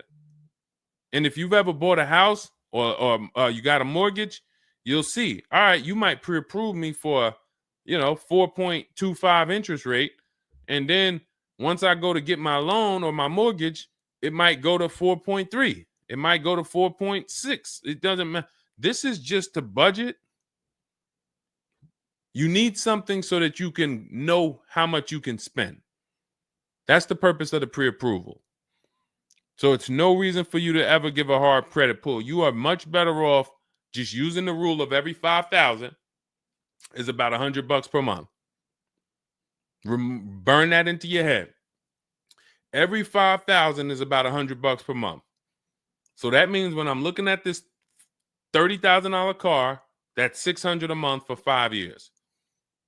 What if I want it to be $500 a month? Then I need to, instead of taking out a loan for $30,000, I need to take out a loan for $25,000, which means I got to put $5,000 down. But if I'm taking out a loan for $30,000, it's going to be about $600 per month on a 5-year loan.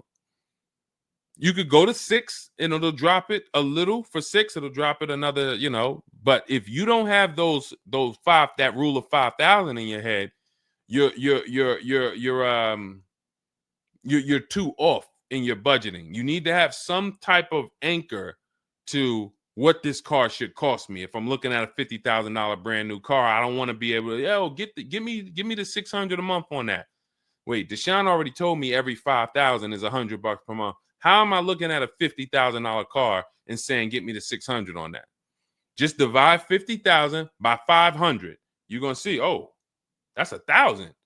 This thing costs 1,000 a month on a 5-year loan. Yes. No money down. Yes. This keeps you from getting in trouble. This keeps you from leaving out the dealership with a 9-year loan. You're at your payment, but your loan is for daggone. It's like if you might not know, it's there's 50-year mortgages. Who would take a 50-year mortgage? Anybody? Anybody volunteering for a 50-year mortgage? Any takers? I didn't think so. No. Why? If you went into a house, $500,000 house, and they said your payment is this for 30 years, but if you take a 50-year mortgage, it drops to this. Nobody on here would be like, okay, yeah, give me the 50-year mortgage. They're available because we've learned that 30 years is the longest you would take a mortgage. And that needs to be 72 months with cars. That's why I tell you 72 months should be the longest you ever consider for a car loan. And if you go in with these parameters, nobody can take advantage of you. All right. All right, let's go. We'll wrap in a car. We're almost done. I say let's go. I see we got maybe one or two more questions. We'll see. For lease, I can only go through the dealership finance department. We'll bring that one in next. I see you. I see you on TikTok. Anita, I see you. What's going on? Warranty extensions worth it? Oh, you mean extended warranties? Okay. Are extended warranties worth it? Depends on the car. If you with warranties, you're asking yourself, what's the odds that things are going to break on this car? And then how expensive are they to fix? And this is why when we get cars, we do something in step 4 of my book. There's a 5-minute process we do. It's a Google check where we check reliability. Every car you look at, you should be typing into Google 2025 this reliability. If you're buying a used car, you should be typing in 2023 Kia K5 reliability. And then you skim those articles. Thank you, Renee Cunningham. You skim those articles, and then you see, what are the third parties saying about this car? Are they saying the reliability is less than normal or less than average? There's tons of people who were in love with a car, and then they do this 5-minute exercise and they see owners are reporting electrical issues with the car, software problems with the car. Owners are complaining about the infotainment system in the car. So this is what we call bad DNA. This is not something that when we buy used cars, you'll see in my book and you'll hear me talk about on the show. We screen down used cars with title history, service records, accident history. That's how we make sure it's a quality used car. Title, service records, accident history. But you could put all those things together, and if you got a car with bad DNA, it has electrical problems, none of that will fix it. So, Deshone, I did that whole search you told me, man. I did everything. I narrowed it down. I got a good car. I got the best price. But, man, the car is giving me problems. You skipped step 4. You didn't do that Google search I told you to do, right? No, I didn't, man. I didn't do it, man. I skipped that. That right there, now you got a great deal on a bad car. So the things I'm telling you to do take 5 minutes. Nothing that I have talked about on this stream takes 2 hours or 1 hour or 45 minutes. Shoot, I have my car in 60 minutes. I do the whole process in 60 minutes. So not one thing I have told you takes more than 15 to 20 minutes at a time. So this is a 5-minute exercise concerning this question somebody asks, are extended warranties worth it? So extended warranties cannot fix a car with bad DNA. You want to skip that. So once you find out, okay, I got a car. For example, there's certain Nissans, when you pull them up, you do you're going to type in the year, the make, the model, longevity. Going back to the keepers. Everybody who answered earlier, they're a keeper. You buy your cars, you keep them more than 8 years, type K for keeper. You don't lease. I don't want you thinking about leasing. But if you're keeping, you need to think about warranties. Just like people who lease don't need to think about warranties for the most part, unless they're a high mileage driver, they're getting a high mileage lease, they're not thinking about warranties. So if you're a keeper, you're thinking about warranty, which means you need to look at longevity. There are certain cars you're going to type in, do this exercise, type in the year, make, model, and the word longevity to Google, and you're going to see this car, owners report transmission problems between 90 and 110,000 miles. There's nothing you can do to change that car's DNA. Nothing.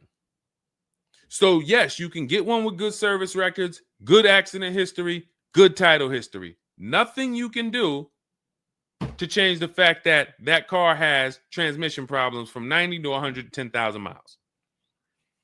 So once you do that exercise, that quick 5-minute check, then we can look at what's the cost of repairs on this car? Is it a Mercedes where when something breaks, it's $2,000? If it's a Mercedes and something breaks, and you can keep typing your questions. If you have a question on TikTok, nothing's off limits. So we got time for a few more questions, but you got to type them in for us to bring them into the show. So are we, once you know what cars, like give you an example, you got a Honda, you got certain cars, they're very inexpensive. Something breaks on the car, the parts are cheap, inexpensive. These are the cars where you don't need extended warranties as much as you need a car when you look at a car that has high cost of repairs. So what should you be typing in for the car you want? Cost of repairs. If you're looking at a Volvo XC90, Volvo XC90 repair cost. Where does it fall? You're probably going to land on an article that shows you the rankings of cars repair costs. If you see that Volvo and Cadillac and Mercedes and all Range Rover, Land Rover, they're up here, then you need an extended warranty. Because when one thing breaks, if you got a $3,500 warranty, it might pay for the whole warranty. One thing. But if you're looking at a car and it's very low, Mazda or Honda or Toyota or very low cost of repair, then maybe you save the $3,000 and you don't get an extended warranty. You just put that money to the side. So it's going to depend on the car. When I worked for Mercedes, if somebody was buying a Mercedes, I told them, go in there, finance department, buy as much warranty as you can afford. That was my words all the time. Buy as much warranty as you can afford. IDK, following your book to secure a lease. How do I get it without putting money down? We don't shop with money down. So you haven't gotten to that section yet. I'm glad you have the book, IDK, but there's no scenario when you're using our templates and scripts where we shop with money down. In step 3 of the book, which is deal focused budgeting, I explain how down payments come in and I explain the risk of down payments. But when we're in step 5, which is reaching out to dealers where we're getting our offers, there's no down payment that ever comes into the conversation. All of our lease offers are with first month's payment due at signing. That's not a down payment because it's just like when you rent an apartment, you pay your rent at the beginning of the month. When you lease your car, you pay the payment at the beginning of the month. And that's it. That's not a down payment. That's your first month's payment. But no, all you do is just follow the book. There's no again, and stay on the steps. Here's what I want to drive home when it comes to this book. And I see we had somebody, Linda March, on Instagram. I see you. Grab Linda March's question, please, on Instagram, Dolan. Do not read this like this is some seminar. There's 2 types of people who use the Cars from Home stuff. All of our stuff is made to be like you having a conversation with me. If you jumped on the phone with me and you said, Deshone, this is what I want. What's my first step? I would give it to you and then you go do it. I wouldn't say to you, okay, Linda, you're going to do this. And then once you do that, go and do this. And then once you do that, go and do this and then do that. And then by the time you finish this, you'll see this on this website, and then you'll be ready to pick up your car then. How would that go for you? Carrie Ann, Gifted Hands Cash, good to see you on Facebook. Well, how would that go for you? You would be like overwhelmed, confused, messing up. That's the way it is when you get my digital book, Cars from Home, and you read it straight through. What you're seeing all the steps. The last step 7 is delivery or pickup, and I'm congratulating you. You did it. The step before that, we're going over paperwork in the finance department and extended warranties. You shouldn't be there because you should be going through step 1, checking it off. Deshone told me do this. Step 2, check it off. Step 3, and then once you get to step 7, which is delivery, check, just picked up my car. It's a checklist, not a Bible or a almanac for car research or car studies. That's not what it is. And so I want to let you know that so that you don't come in thinking you're about to learn a lot about cars. In fact, that's how it was when I first started. My first book was called 52 Car Buying Questions Smart People Don't Ask that cost them thousands. 52 car buying questions smart people don't ask that cost them thousands. That book's not for sale anymore, but if you Google it, it's highly rated. People loved it. People said, Deshone, I use this book, man. I learned so much and I got a good deal. Because I still was teaching you how to get to the multiple offers, but it was too much information. That was when I came and I started teaching and I said, I want to teach you everything I know. No, the way my book now is, Cars from Home, 7 Steps to Saving Time, Money, and Avoiding Dealerships, is to get you right from where you're at to your car. 90 minutes, 2 hours from home. Boom, boom. Little small exercises here, 10 minutes here, 5 minutes there. Boom. All right, I'm picking up my car. So that's why we have the success stories that we have, because of the fact that it's a focused step-by-step book. Okay? So you can get your copy in my TikTok bio, my Instagram bio, the YouTube comments, or the Facebook comments. It's 75% off. That's the welcome offer. It's normally $97, but you can get yours for $24 as long as you get to my bio and Instagram, TikTok, or the YouTube comments or the Facebook comments before that 2 hours expires. This is Brian, just got his first ever lease using the book. Thank you, Brian. 2025 Honda HRV, $30,000 car, $395 a month. That's a 1.2% ratio. No money down. Initial quotes from that dealer was $434, and he used the counter offer calculator and got it down to $395. So that's his best offer, not to be confused with his only offer. That's his best offer that went from $434 down to whatever he ended up paying to get it to 1.2%. So that is how you want to do it. Step by step, go grab your book. Make sure when you get your book, screenshot the thank you page, because my support team's email is on there. Sometimes you're typing fast, you misspell your email, but as soon as you actually pay the $24 and get your book, you'll see the book is on the thank you page. So you can click that link, open it, save it. Make sure you save that link, because every time I update the book, that link is your master link, and I also email you a copy. Okay, and then you'll have everything we teach step by step to get as many cars as you want. You'll see, you'll be like Sheree, you'll be like Zafrina, 2 and 3 and 4 cars. Rosalie, 4 cars. Ken, we talked about. Trey, we talked about earlier, 3 cars. These people have been with us since 2021 and 2022. So if you're new here, you got people that's already 3, 4 cars up on you using what we use. And, catch up.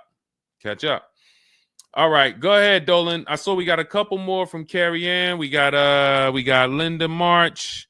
Following your book to secure a lease, how do I get it? Oh, that's what we just answered. We already answered that one from IDK. I saw you grabbed it, but I answered it before you grabbed it.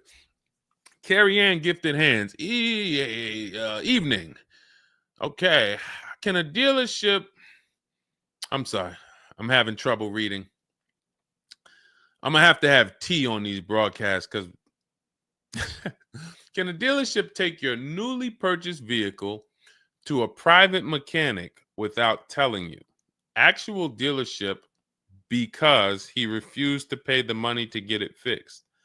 Can a dealership take your newly purchased car? So if they're taking it to a private mechanic, then it most likely does not have a manufacturer warranty, because if it had a manufacturer warranty, for example, Kia has a 10-year manufacturer warranty, bumper-to-bumper warranty. I think it's 10-year bumper-to-bumper. But when the manufacturer puts a warranty on a car, dealerships don't really want to take it anywhere, because the manufacturer is covering the cost. They're covering the cost of the parts. They're paying the dealership for the labor. So it sounds to me like you got a pre-owned car and it was newly purchased to you, but it doesn't have a warranty. So they may have offered you some form of warranty. Maybe they put something in writing, and whenever you buy a car, you should have something in writing on the buyer's order. This is why we have a whole step in my book for paperwork and protection. That's step 6, because you need to have certain things in writing before you actually take delivery or pick up. But it sounds like they probably had an in-house warranty, like, hey, if you come back, you got 30 days or 3,000 miles, or you got 90 days, and if anything goes wrong, just come on, bring it back. And now you brought it back because you had an issue, and they're looking and saying, well, our guys can't fix the issue, or we don't want to pay our guys to fix it. We're going to pay, this guy over here, and he's going to fix it. He can do that because there's nothing in writing that says he can't do that. And she said, correct. Ask me how I know. I swear, the reason why I invite you into my world, guys, is because everything that you think is complex is totally normal for us. That's a crazy situation for you. I can tell you exactly what's going on because I've seen this situation for the last 20 years. So when you're coming into our world, it's like, wow, this guy really knows. I see why he can kind of keep me calm, because this stuff is calm for me. That's where I want you. It's like being with somebody and you're going into a scary situation, but they've been here 200 times. Oh, it's dark back there. No, nothing ever comes from back there. When we get up here, you're going to hear some sounds in the bush, but that's just little raccoons and they're harmless. They actually like, oh, okay. You start to get more comfortable because the other person has been here a lot. So there's nothing in writing that says he can't do that. But if it is in writing that he needs to fix the issue, that's really all you care about. What's really in writing is you need to fix this. How you fix it and who you get to fix it, that's your internal business. If you want to take it and outsource it to another mechanic because your mechanic can't figure it out, that's fine. Some dealers have a relationship with a dealer up the road. So if, a used car dealer might take it to a Subaru dealer if it's a Subaru, and they might, but their thing is they need to get it fixed because they're obligated. You said just purchased it, went back into the shop 2 weeks later, still did not have it back. Exactly. So they're going to try to do everything possible to get it fixed. And that may include taking it to someone who they think can fix it. Now, I assume, are your payments due? Did you start a loan? Because this is different if you have a loan and you have my car and I have a payment due in 2 weeks or 3 weeks or 1 week. And if my payment is due, then I'm going to actually wait probably 1 month.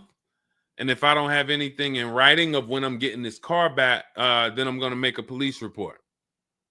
And because now I'm getting ready to either unravel this deal, you got to give me a car. I need to, and watch this. Why the police report? It's to document what's happening. First of all, people don't like to see police pull up to their, it's leased. It's a brand new car.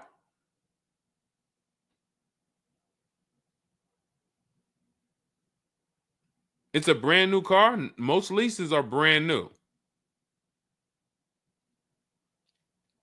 In which case, a private mechanic shouldn't be working on a brand new. No, it's used. That's another reason we don't lease used cars. That's uncommon. See, that's what I was saying. Leasing used cars is very uncommon. No competition, warranty issues. This is why it's not a mainstream thing. And this is why it's not something that I recommend. But I don't say it's not possible. Because when people say, oh, Deshone, could you lease a used car? I'm not going to say, no, you can't. But what I'm going to say is we don't. Now, you have is there a warranty in writing? Did they write something on, because now you pretty much have a payment on a car that's used. That what is the warranty? What did they put in writing that they would cover if something went wrong? They had to put something in writing because they're covering it now.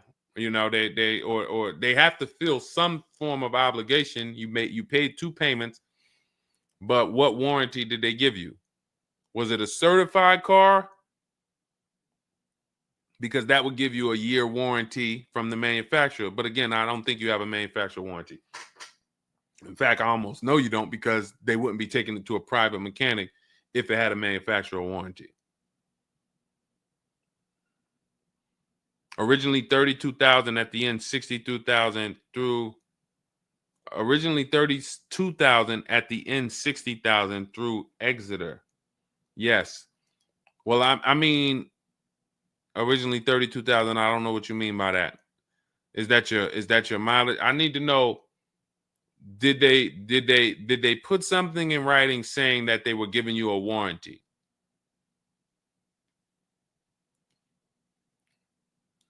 We'll try to work through this, because it's no different than if you bought a car from them. There's a bank involved, but it's a used car. It's no warranty, and they're pretty much holding on to it and trying to fix it. And if they can't fix it, we need to know, are they obligated to fix it or not?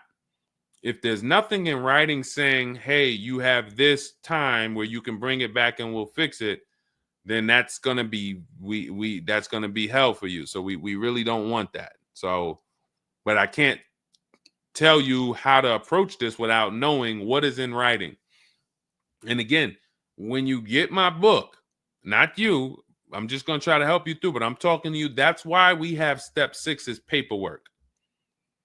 Because when you're sitting there looking at a bunch of paperwork and they're telling you to sign it, okay, sign this now. All right, this is your motor vehicle stuff. This is your okay, do you want this? What is important and what's not? What is important and what's not important? Out of all of this stuff, there may be 1-2 words on here that I need to know. I need to look at that buyer's order, and I need every used car, every single used car. I need to know what the warranty is when I drive off. Is it as is? That means when I drive off, it's on you. If the axle falls out on the highway 5 miles from here, you just signed an as-is deal. Buyer beware, it's on you. Is it 30 days, 1,000 miles?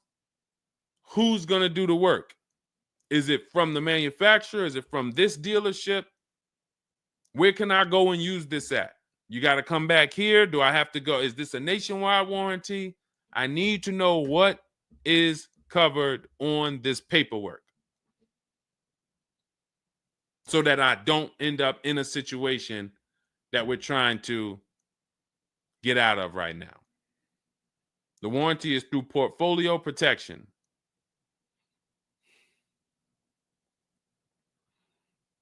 So it's a warranty. May not be a good one, but it's a warranty. So if there's a warranty, that means they're obligated to fix it. And if they're taking too long to fix it, and I have a payment, did they put you in a loaner car? Are you driving now? What are you driving now?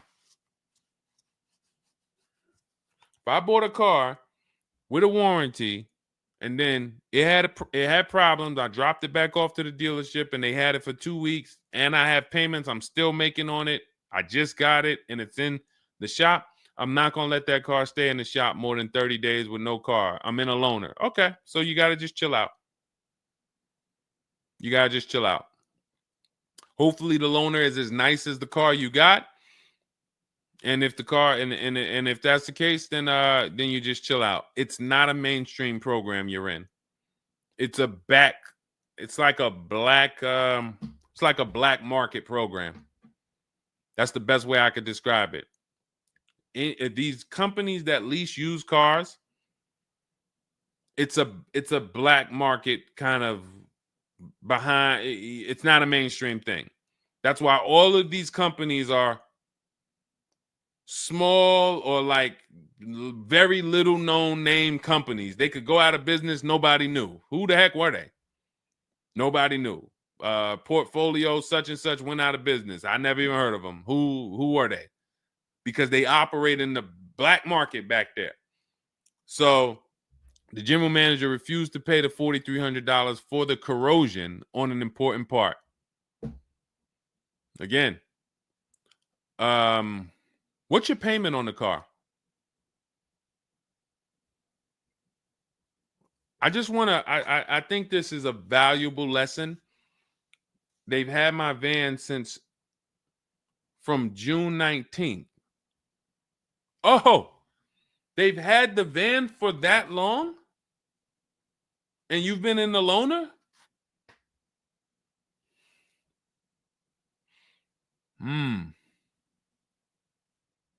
Holy crap. All right, what do I do from you? What's your payment on the car?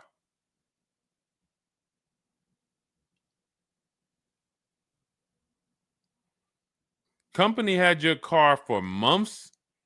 You leased it, dropped it off because it was having problems. They've had it for months and can't fix it.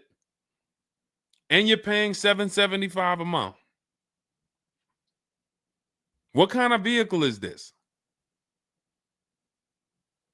What kind of vehicle is this that we're paying $775 a month for?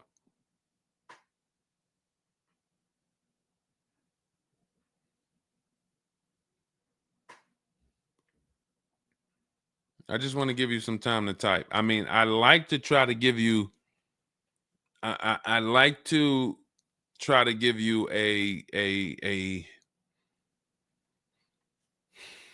like, what would I do in this situation? And then you have to realize that you can never put yourself in this situation again. Pacifica, a Chrysler Pacifica. It's just getting worse and worse. $775. Do you know what you could be driving for $775? See, the used car leases. Why the used car leases? They don't even make financial. It's not even like a huge financial win. If you'd have told me I'm driving a Chrysler Pacifica and it's $300 a month, $250 a month, then I'd said, okay, well, maybe they're giving you a stupid deal. But I could show you 5 cars for $775 a month that are $80,000 and $90,000 cars, brand new cars. I'm sorry, for $775 a month, I can show you $775, $60,000 cars, $55,000 to $65,000 cars, no money down. I also traded in a Buick and they gave me $2,000 for that. Listen, dear. All right. They want to keep you in the car. God, how can you get out of this car? Oh man. And just so you know, some situations you can't get out of. So it's not like there's always a way out. There are some situations. That's why the reason why I want you to have my book, 7 Steps, Cars from Home, 5-star rated, Google it. The reason why is because you're not going to, once you sign that paperwork, it's not as easy as you've been taught to just get out of it. If it's a bad deal, if it's an overpayment, you go switch your car, it doesn't mean you got out of that deal. You just got out of that car. You rolled over the negative equity to this deal. Car deals are like, once you sign them, the damage is done. And then it's about, all right, what's the best way to get out where I lose the least amount of money on this deal? But I'm going to lose. Negative equity, it's going to be there. So it's much better to arm yourself beforehand than to say, all right, I'm in this situation now. How do I get out of it? Because some situations can't be gotten out of. People used to walk into the dealership, they got 15,000 of negative equity. Oh man, you can't get me in nothing. Can't get you in nothing. Well, when I put you at this car, you see this car, you like it, right? Yeah, man, I like that. All right, I got you the $450 a month on that car. That's a good payment. Absolutely, man. Come on, I'll take that right now. Okay, now let's bring your $14,000 of negative equity over. Yet $450 a month. That goes up to now $700 a month. Oh man, shoot, man, yeah, nah, that I can't even afford that. But hey, here's the bad part. Even if you could afford it, the bank's not going to approve it. So it doesn't matter if you could afford it because the bank's not going to approve it. So you cannot get out of that car. So that's why you arm yourself now. That's why I'm telling you, before you need a car, before you go sign the paperwork, make sure that you are armed with the right information. So now, if in this particular case, and you have a cosigner, you put a cosigner on here, told us to wait 6 months, and then we can switch owner names and info. Every time I think this can't get worse, you make another comment, and it just gets worse and worse. They called me in yesterday to pick it up, and the same problems were present.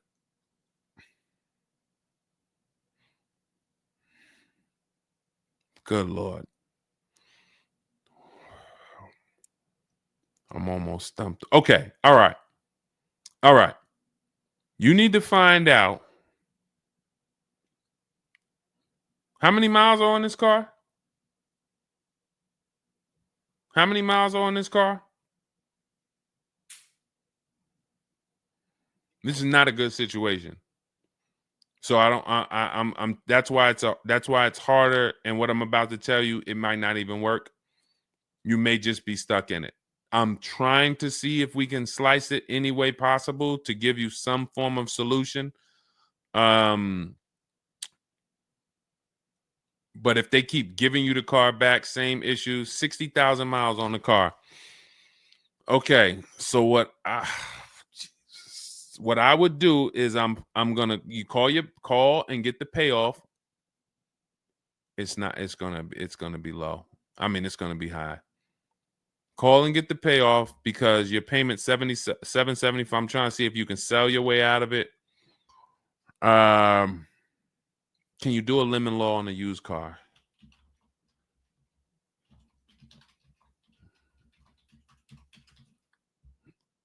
Let's see. Yes, some states have lemon laws that cover used cars, but the specifics vary by state. What state are you in? If they can't fix the same issue, but it's an aftermarket warranty.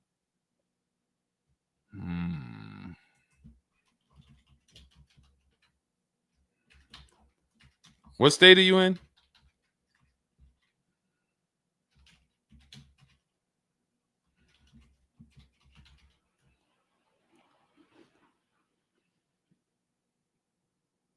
Maryland. Let me see. On a used car, Maryland. In Maryland, the lemon law primarily focuses on new cars or lease cars. Nope, that's not going to work.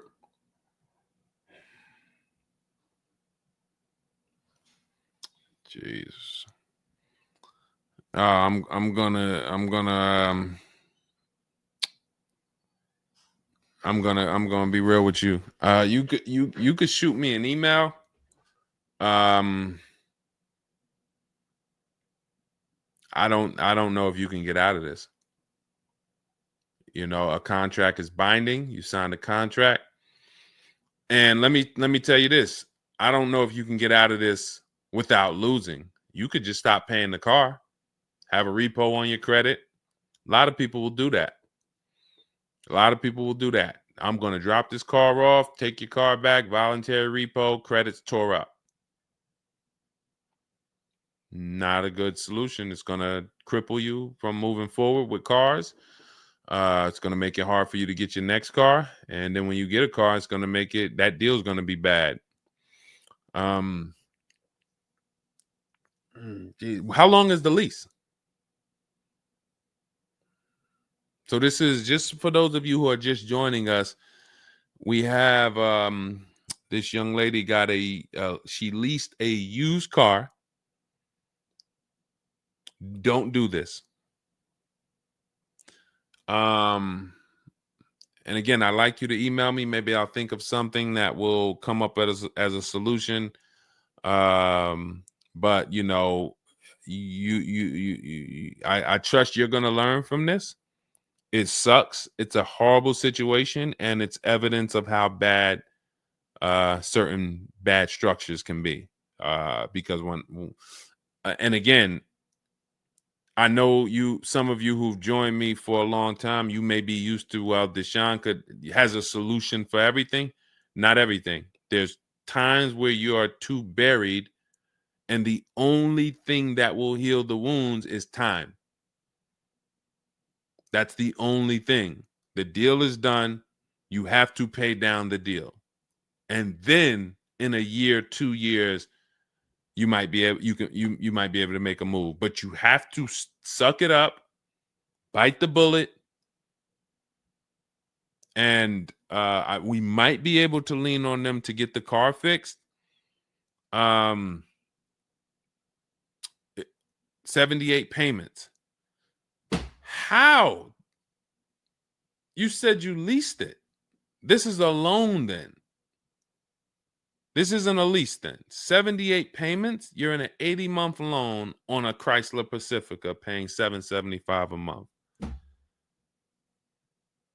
It's not a lease, that's a loan, and it's 8 years that it's 7 years. 7-year loan.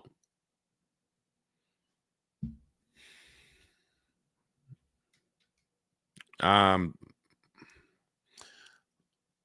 mean, this is why I do what I do. You know, like, I don't want you thinking, okay, maybe you don't sign, maybe you don't make a mistake that is this serious, but this is cars. When I'm breaking down these big numbers and I'm throwing out these big numbers, oh, this is a $4,000 mistake. Oh, if you don't do this, yep, you're looking at about $4,000 or $5,000 you're gonna leave on the table.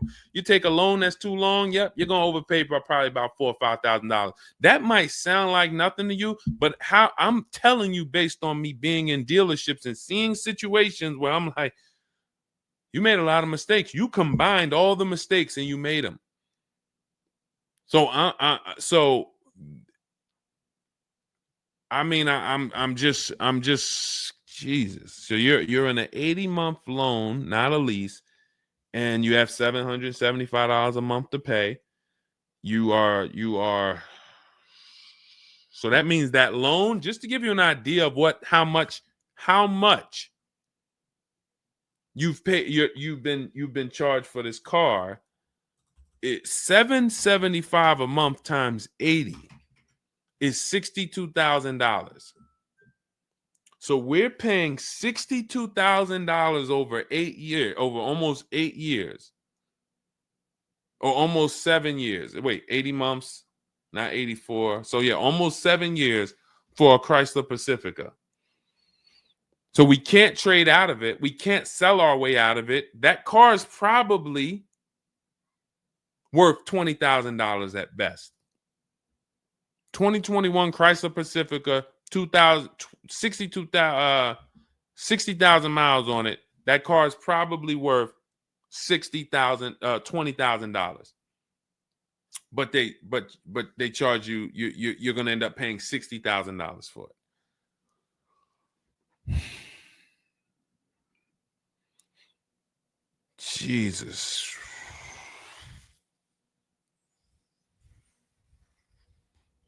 Most people will let the car go. Most people will let the car go. I don't. If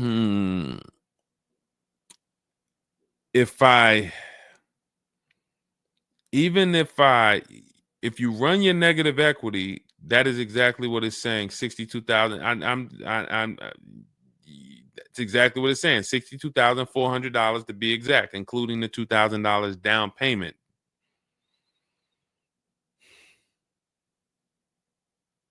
What's the name of this company that you did business with?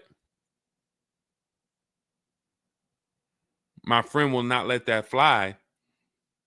That is one of the worst car transactions that I've ever seen anyone in. And your friend is on the deal with you as a co-signer. This is level 10 out of 10 bad. Rich Morton Mazda. Do you know what your credit score was roundabout when you made this deal? Rich Morton Mazda in Maryland. Everyone remember that name. Rich Morton Mazda in Maryland. Stay away from them. This is one of the worst deals I've ever seen. She is the main person they told me I could not sign the papers.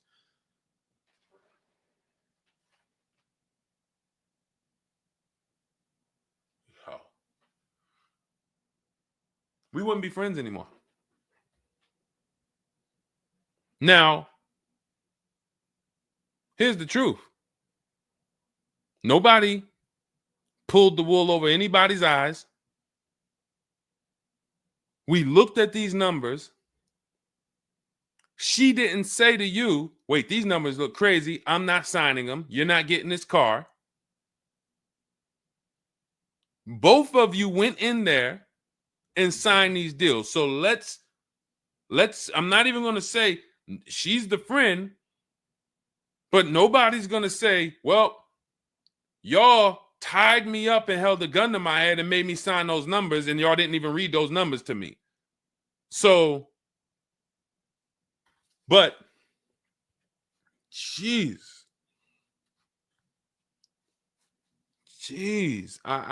this, you're buried. You are buried in this car. The only way, and what's crazy is, even if you voluntarily let it go, you ruin your friend's credit. Because she's the one who signed for the car. Bad, bad, bad, bad, everything bad.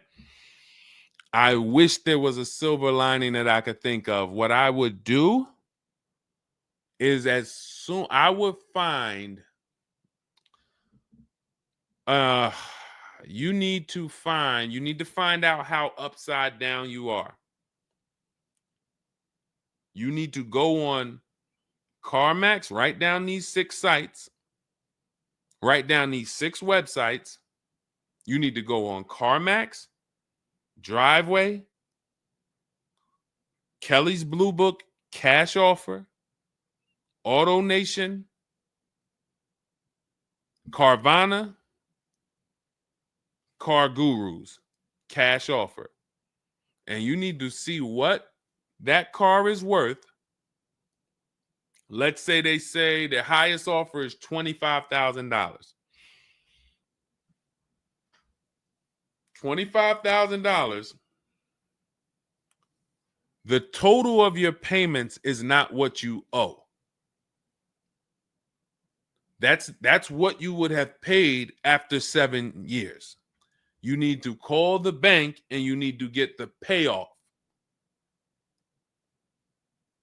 That is what you do tomorrow morning. You go on those websites tonight or today. You find out what this Chrysler Pacifica is worth. And then you call the bank tomorrow or the next or whenever, and you get the payoff. And you need to know what that gap is. If that gap is $25,000,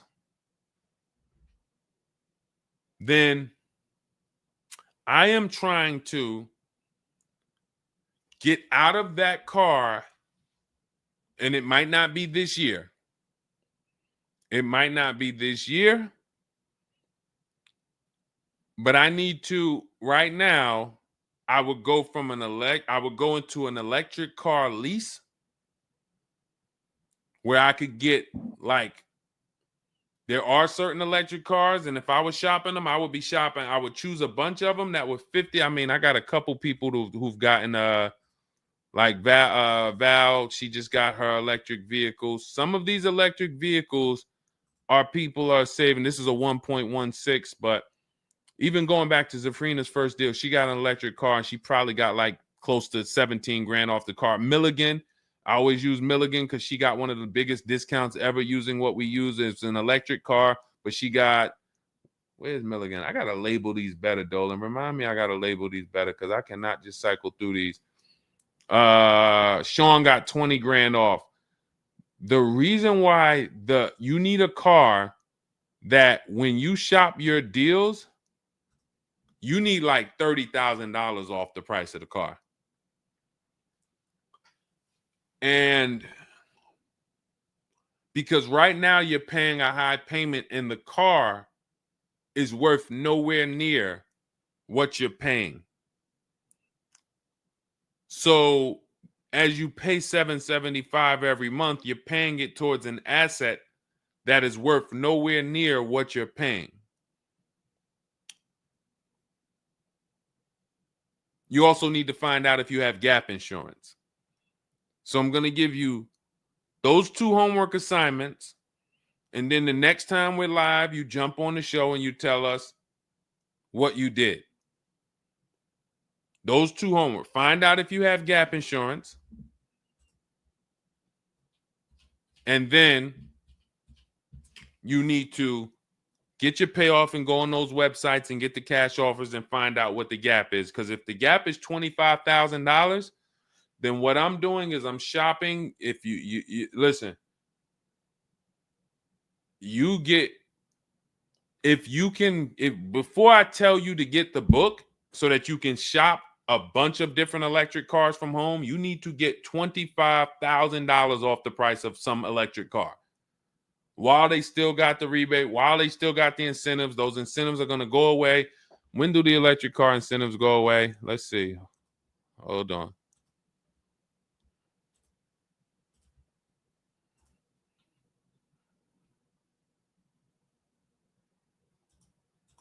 Hold on.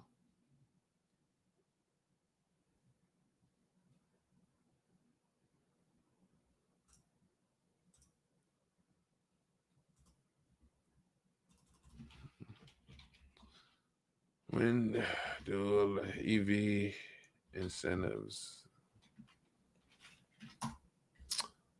I'm going to tell you, you're probably going to see, we're not talking about tax credits.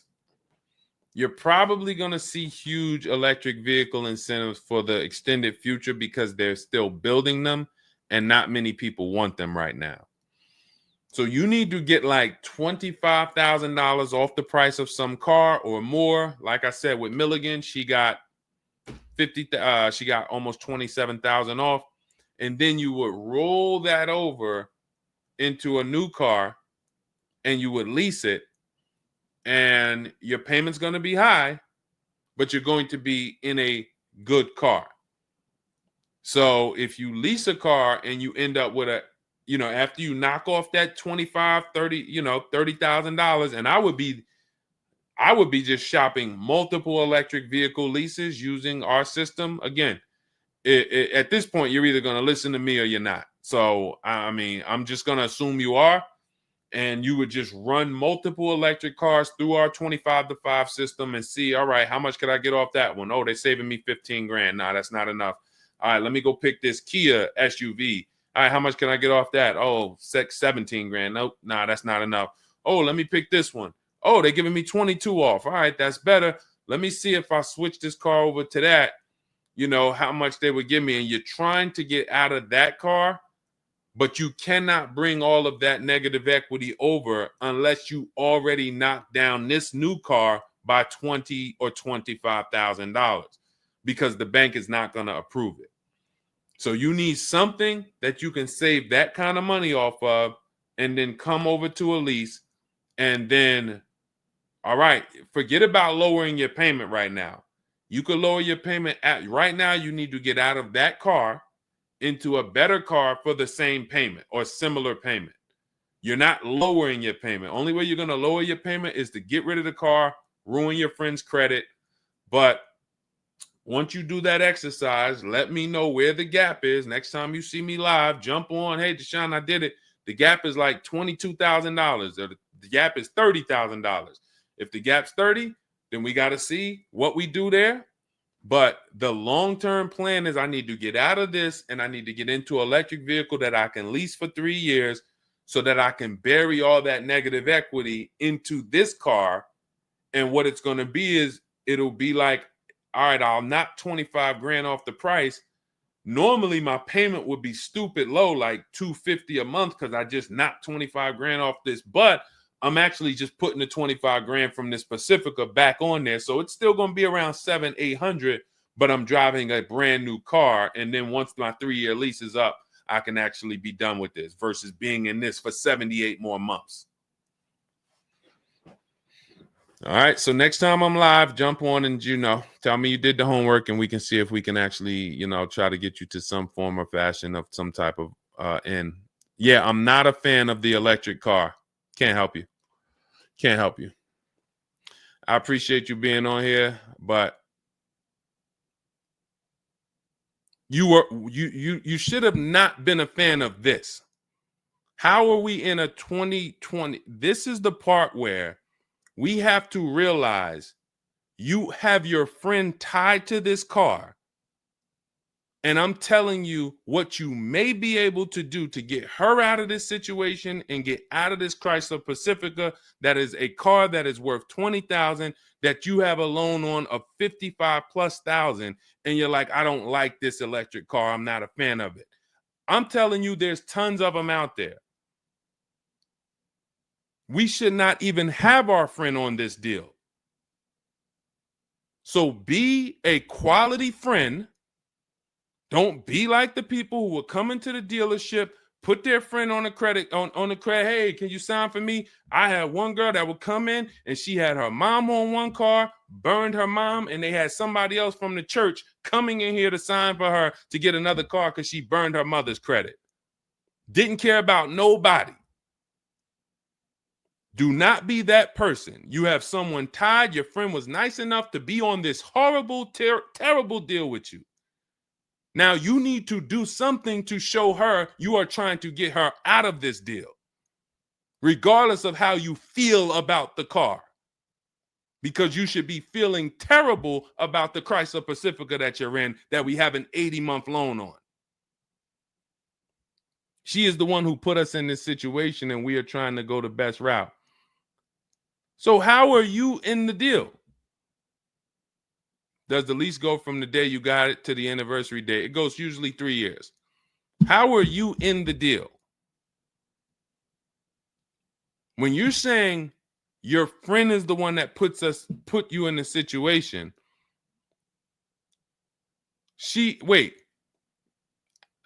in one breath you're saying, believe it or not, she's the one who encouraged me to get it. And then in another breath, you're saying she's the one who put me in the deal, who put us in this situation.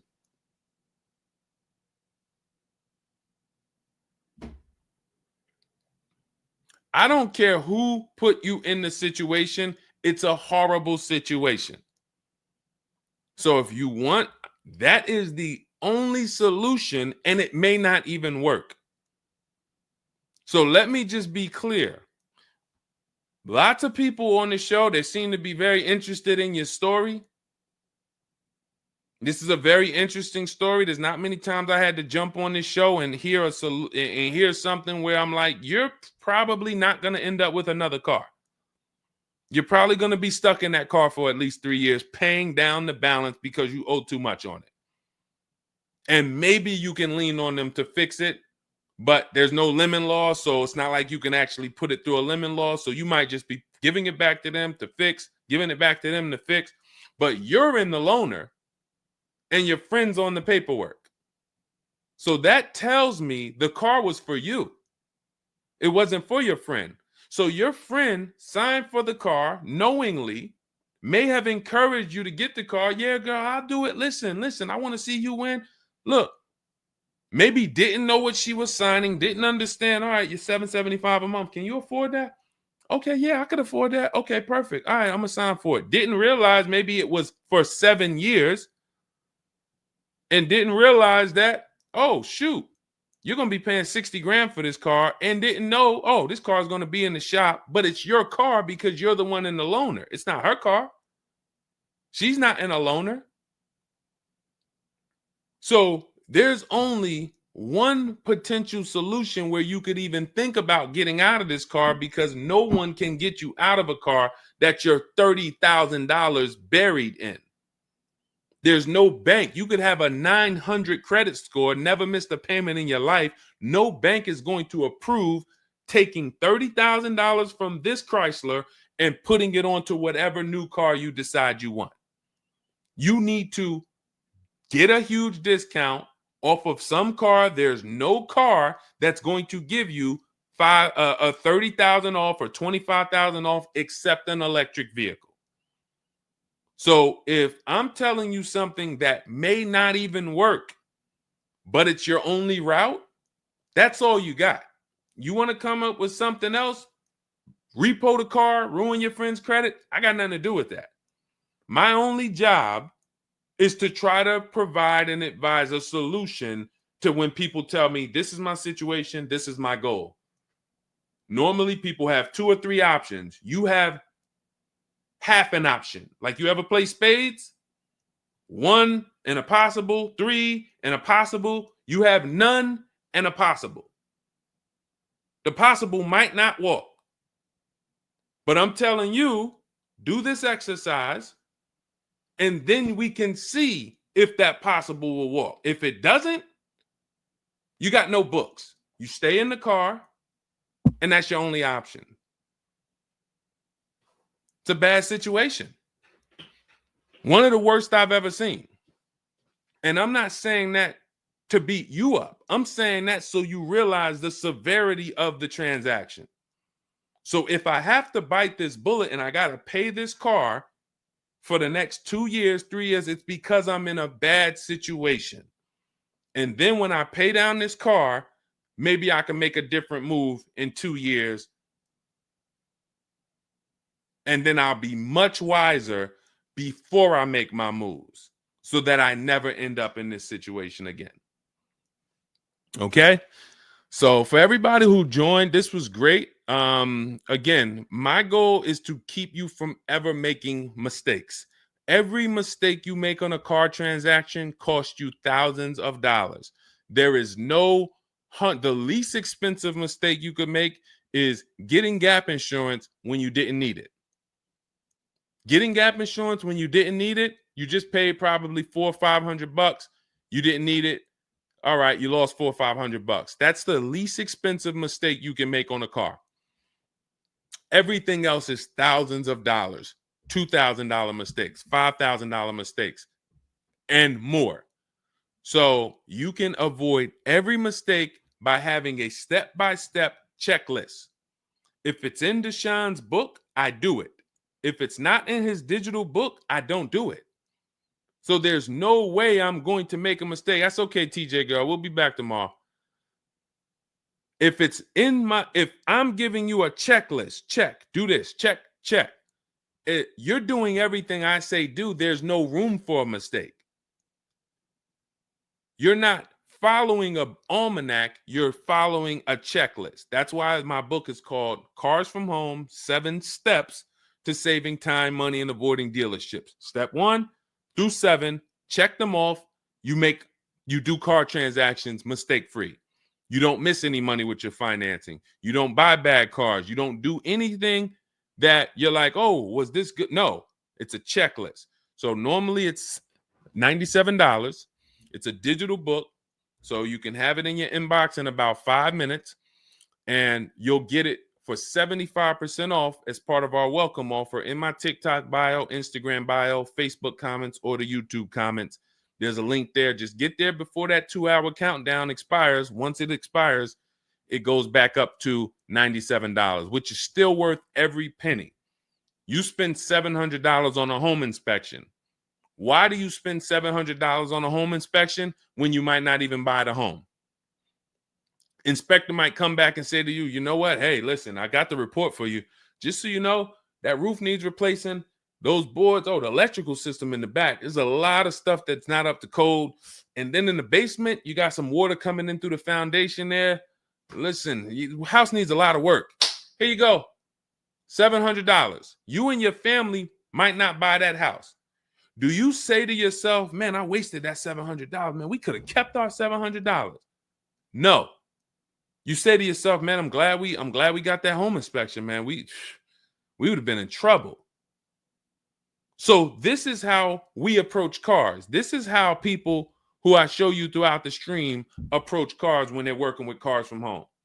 They're like, I want to make sure that if I can spend $24 and get Deshone's book, and that is my form of a home inspection, that's me guaranteeing I don't make a bad move, then I'm going to go spend that. And if I miss the $24 price and it's $97, then I'm going to go spend that to make sure I don't go out here and make a $5,000 bad decision.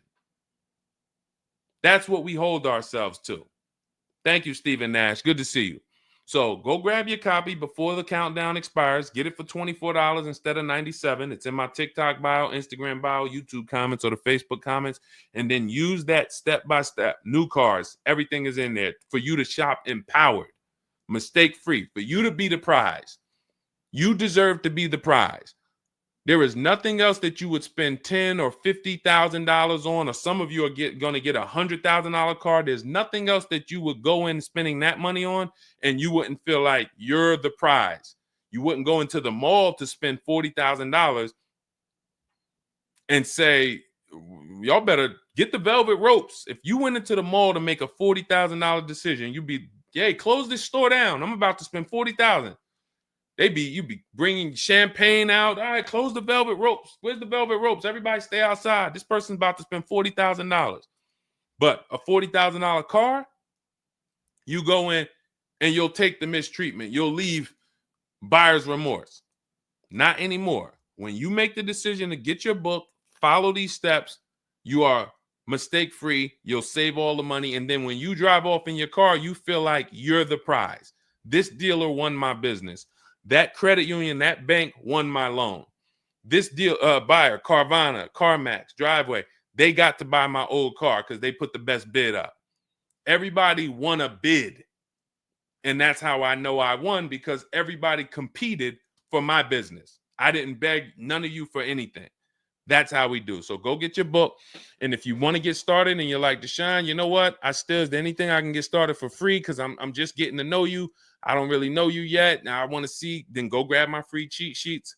Dolan will put a link in the comments for you guys. It's Deshone's cheat sheets. It's also in my TikTok bio, my Instagram bio. And you can see what we give to people who want free advice to get you started. But if you're like, no, give me the blueprint. Give me the bang, bang, step-by-step, start to finish. That's my digital book. Go get it. And carry in gifted hands. Please check back in with us. Let me know when you do that exercise how big that gap is between what the Pacifica is worth and what the cash offers will buy, what will pay for it. And then hopefully you can get to some solution. So I appreciate you sharing the story. I appreciate you being forthcoming, and certainly we'll wait to hear from you. Thank you everybody for joining us. We've been on here for almost 2.5 hours. It was a longer show, but I hope you all got a lot out of it. We talked a lot about all different things. Yeah, that's Denzel on the bookshelf. Absolutely. I got a lot of people on the bookshelf. I got Lucille Ball on the bookshelf. I got Miss Harriet Tubman on the bookshelf. Mr. Marcus Garvey. Who knows who that is?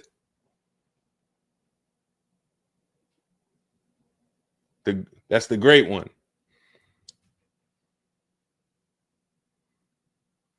Y'all know what it is. I only have the greats around me. Alexis Chu, you don't know who that was? Who could tell Alexis who that last person was? Man, you better get up on the honeymooners. Yep, that was, yes, TJ girl. Yep, Jackie Gleason. Yep, that is right. The great one. So yeah. So yes, so it was a pleasure. We'll be back. We'll be back for another show. When you see us, jump on, get your questions answered. For those of you who have my book, I want to thank you. Shout out to I saw a couple people say they grabbed their book and they were using they were ready to use it. I would get the paperwork through email, never received it. I need your help. I bought 2 brand new cars. I was told I would get the paperwork by email, never received it. So call the dealership. Call it. You bought 2 brand new cars. You said you would get the paperwork by email. You never received it. Call the dealership and, hey, where's my paperwork? Ask for the finance manager. Where's my paperwork? That's what you do. All right. So all right, I'll let everybody go. I'm tired. I can't even get myself together. This is, I'm gonna jump off and we'll be back. We'll be back for another show. Make sure you get your book in my TikTok bio, Instagram bio, the comments, or the Facebook comments or the YouTube comments, and I'll see y'all on another show. All right. God bless you.